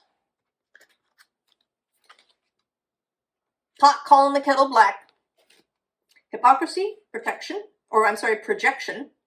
Similarity, blame, introspection needed. Acceptance. The pyramid. Amplification, harmonic resonance, cosmic union. The sacrifice. And we'll save this.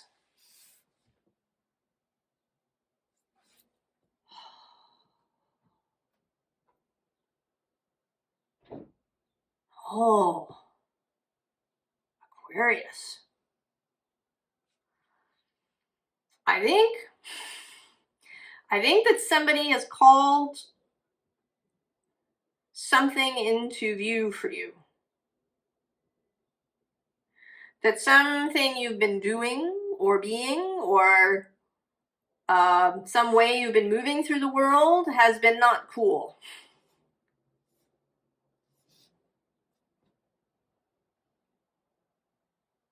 Or not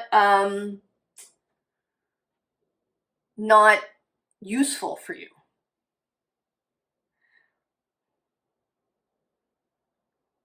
That you've been doing something that has been counterproductive in some way for you and everybody else.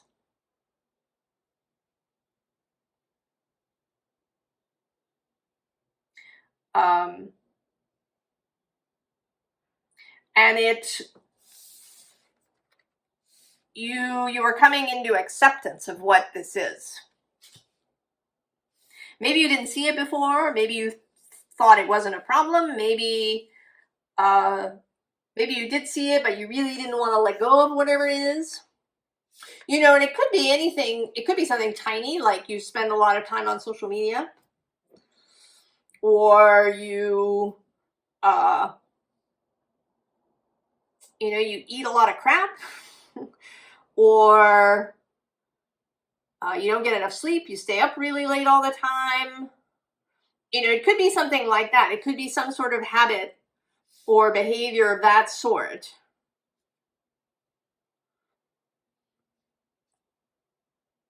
That you kind of been clinging to in some way. And then now you're accepting, oh, I really have to look at it. I've been avoiding looking at it, and here it is. It could be something else. It could be that somebody points out that you've been really judgmental of others, that you've been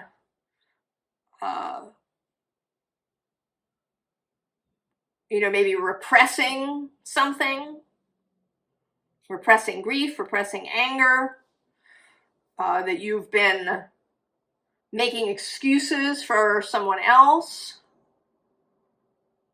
that you've been sticking in a situation that is not good for you.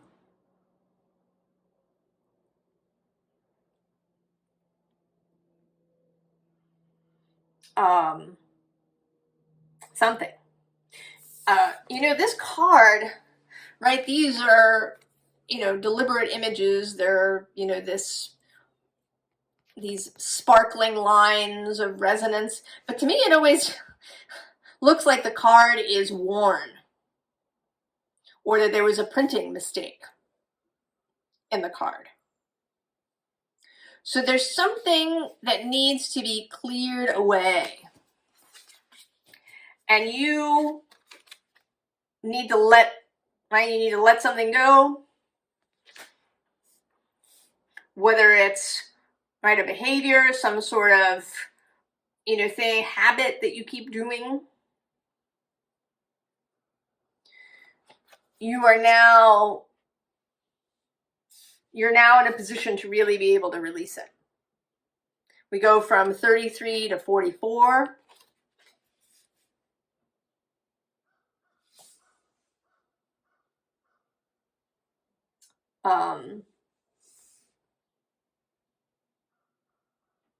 This moon is, of course, square Aquarius. And square energy often leads to really dynamic change.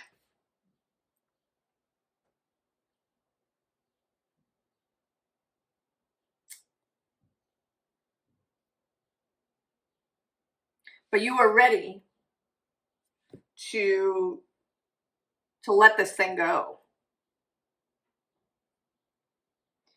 Let's see if we can know more, maybe about how you do it, what it is, where to go from here.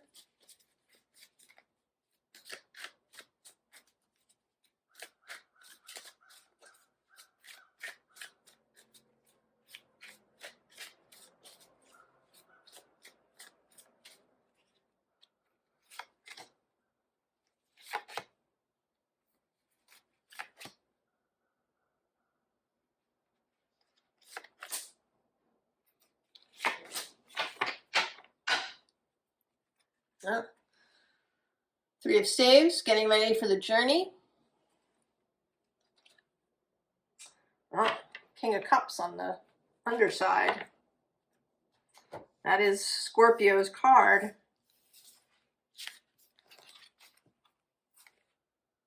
Ah, yes, Ten of Swords. Move along, nothing to see here. Princess of Sacred Circles. The New. King of Swords, there you are. Five of Staves. Very collaborative Five of Staves, and the Princess of Cups.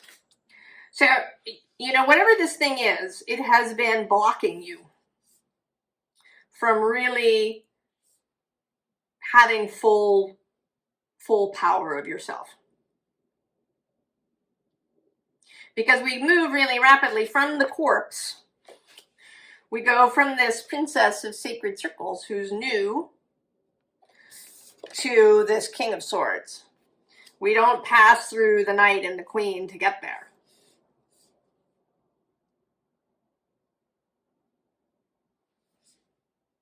There is rapid change. Who's under here? Oh yeah, see?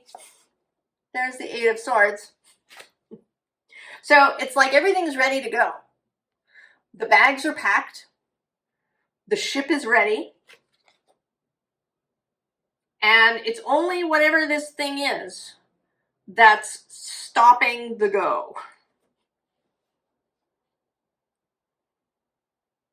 I mean, it really seems like some sort of habit that you have. Some sort of way of thinking or responding.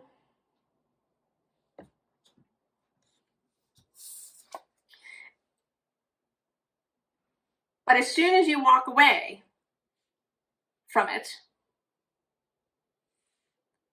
you rapidly come into your own power, and then there's this collaborative energy that happens. And also this mystery. So I think that something will also be revealed. That whatever the next step is. And also perhaps a new skill that you didn't know you had.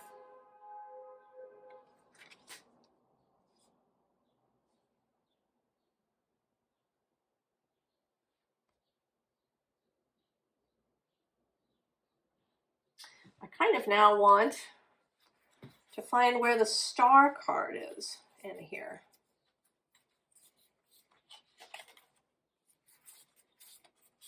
Which is your Major Arcana card. It hasn't come out in these readings.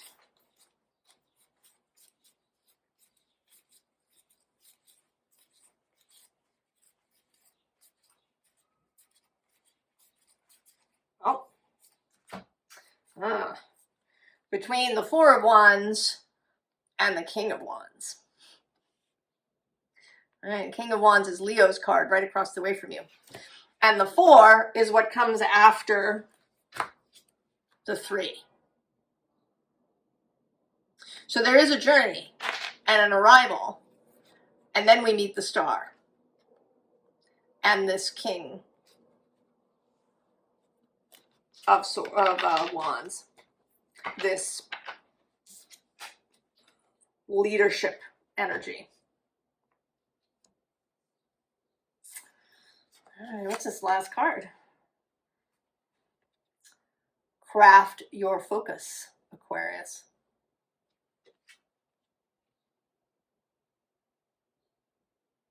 Seeing clearly. Be willing to look. Be willing to see what this thing is that has been pointed out to you, either by a person, or maybe you've seen it yourself. Perhaps you've seen it in somebody else and realize that you do the same thing.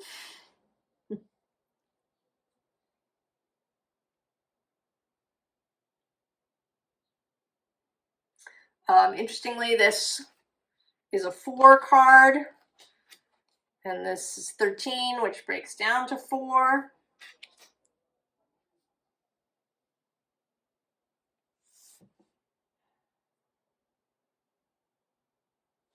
All right, and this is 4-4. 2 4s coming together.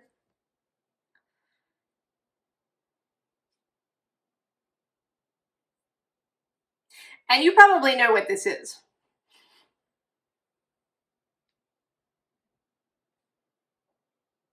So do what you need to do. Be willing to see it. Be willing to face it. Be willing to move past it. And this is not about, you know, self-flagellation or anything like that. I do this thing. It's not working out. I'm going to stop and do a different thing instead.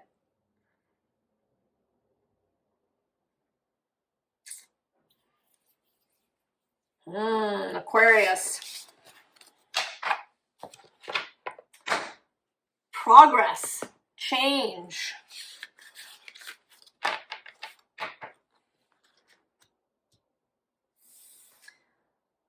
Pisces.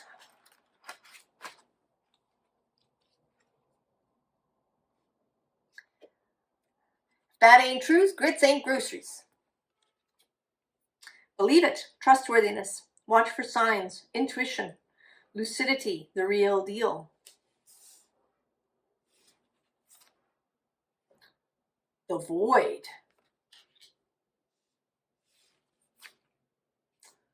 Akashic flow. Tapping in. Ancient library. Awakening. Fire. Oh, Pisces. We'll save that for the end.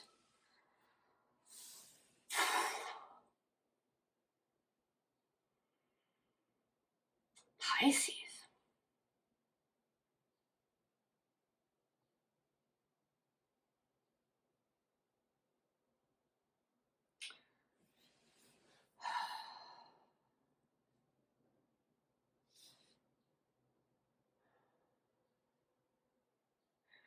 I think that you, I don't know, there's some kind of activation.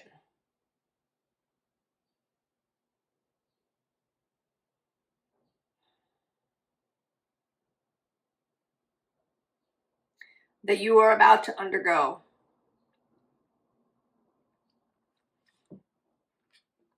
That you've been in this dark moon. I mean, since I started this channel, Pisces, you've been in an evolution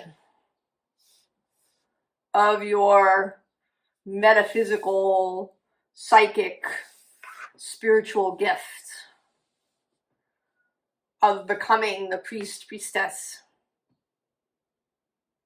the oracle, the seer.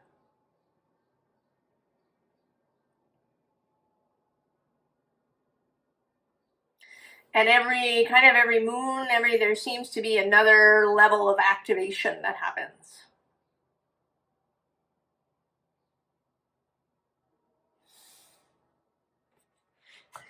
And it's interesting, the deck that we are left with here for you is an old style deck, printed in 1835 originally in Milan, Italy. A traditional deck. It was the first deck that I ever bought.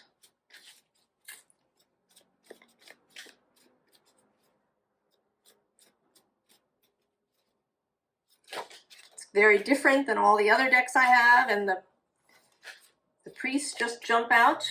The Hierophant, I'm not going to keep him. We'll see if he comes out otherwise.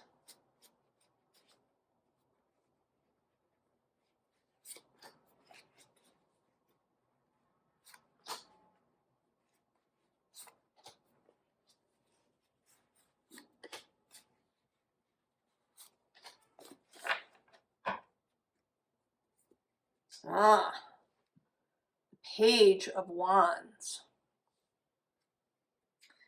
Who's underneath? Oh, the Knight of Wands. Hey, we're moving. We're moving from the page to the Knight. Oh, and right below that, this is the first time it's come out. I was wondering if it would. The Death card. Below that is the Magician and the Queen of Cups.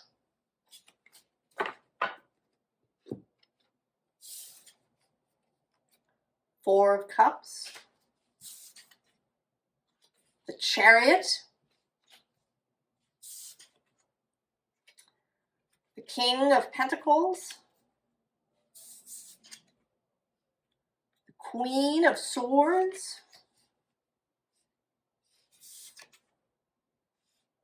and the Knight of Swords.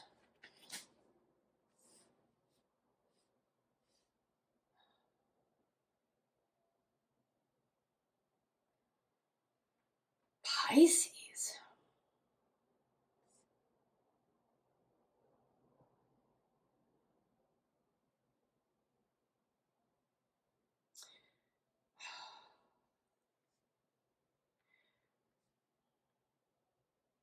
This feels like you showing up at a court.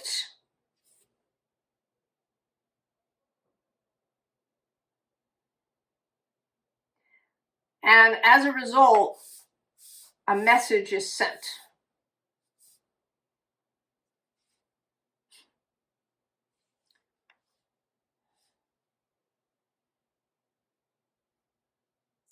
You arrive somewhere and a message is sent. Oh yeah, the Knight of Cups is next to this Knight of Wands on the bottom, and then the Ace of Pentacles. You are delivering some kind of message to some authority of some kind. And as a result, a message is sent.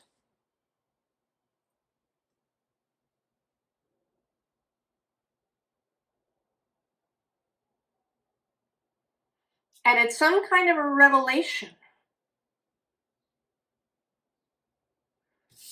Or a solution. You know, I'm kind of seeing this Four of Cups oddly as a puzzle. That there's these four cups, and which one has the brew that is true? Which one has the gift in it?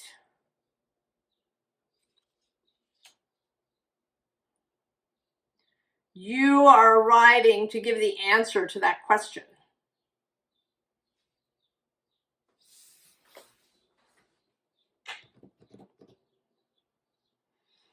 And as a result, a message is going to be sent.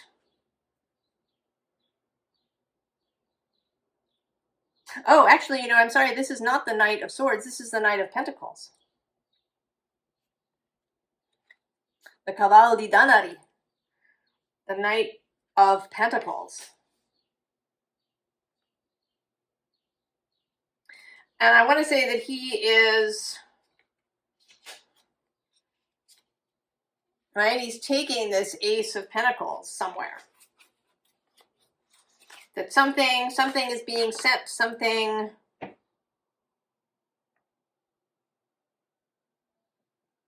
physical thing is being sent somewhere. Oh, do I get to know anything else? Where is it going? Or what happens after?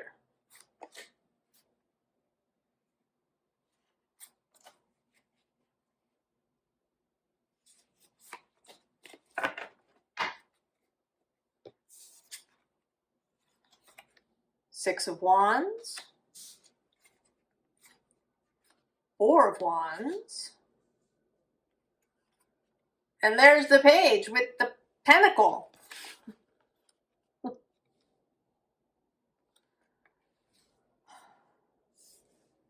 It's like there's some kind of countdown.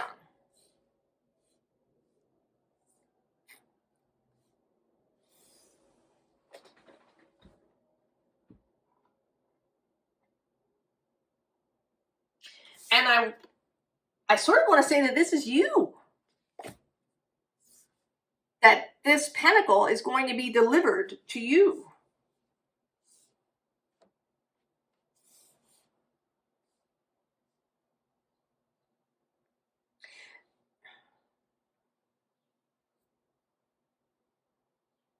you know, I want to say, kind of, you know, I have, because of, you know, the nature of these cards, you know, the sense of the past, and, you know,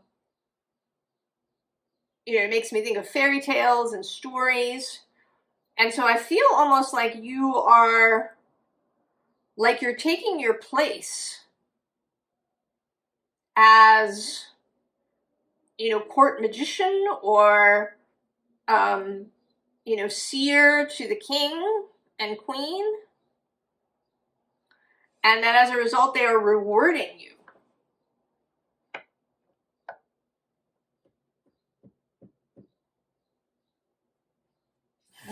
Pisces.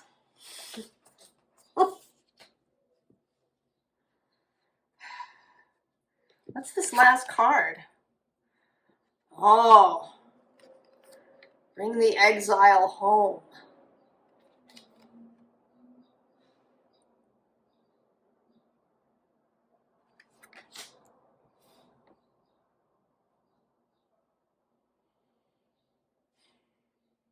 You know, this, not surprisingly, is having relationship to the Virgo reading, which talked about a similar thing, coming into a past, sort of a past life thing, that who you were in a past life, you are becoming again. And this feels the same.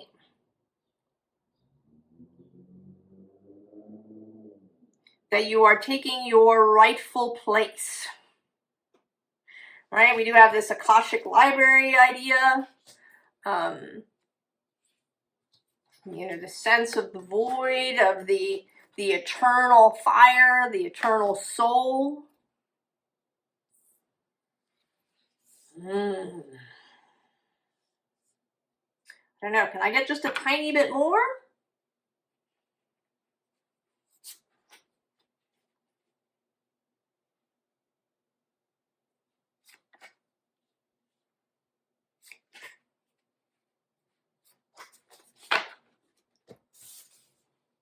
Oh, there's the Knight of Swords.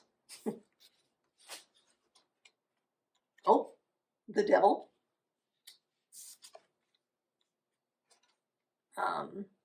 The King of Wands.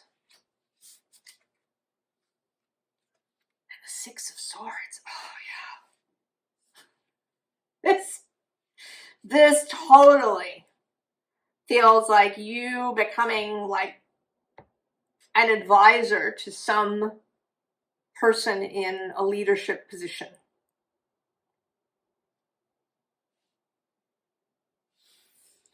Who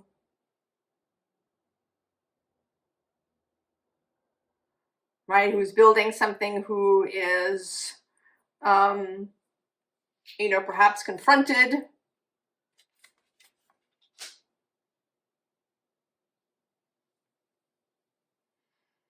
Oh, Pisces. If you know what this is, you have to like go in the comments and tell me, because it's all very mysterious.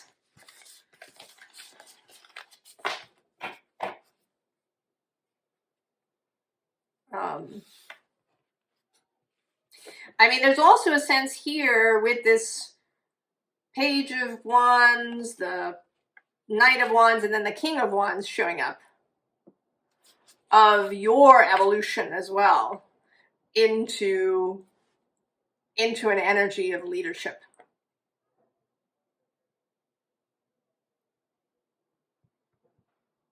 Well, now I also want to find out where the Hierophant ended up, since he popped out. Because this is a sort of Hierophant-y, High Priestess, Hierophant kind of thing. But it's interesting that the Hierophant came out, because while the Priestess is associated with you and with, oh, we're going to hang on to that for a second. Oh, there he is, between the Empress and the Page of Cups.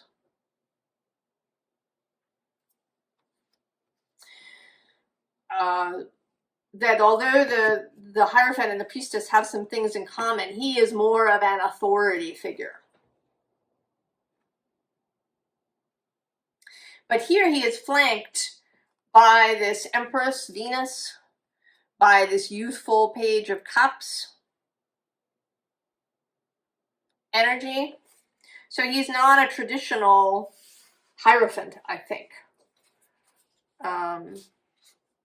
On the other side of the Page of Cups, we also have the King of Swords and the Star. And then on the other side of the Empress, we have the Moon, the Queen of Wands, who's the only one we didn't see, and the Sun.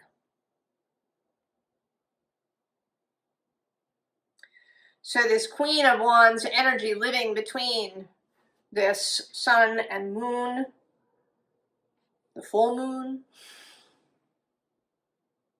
this combining of these energies, combining of Pisces and Virgo. Oh, Pisces. Powerful. Cryptic. But powerful too. And the level of this, you know, whether you're an advisor to a real, you know, CEO or some sort of powerful political personage, or maybe you're an advisor to your boss, or, you know, this is you and your spouse coming together to lead your family. I don't know, Pisces, but it's very exciting. I want to see what happens next. I wish you the very, very best, and I will see you next time. So long.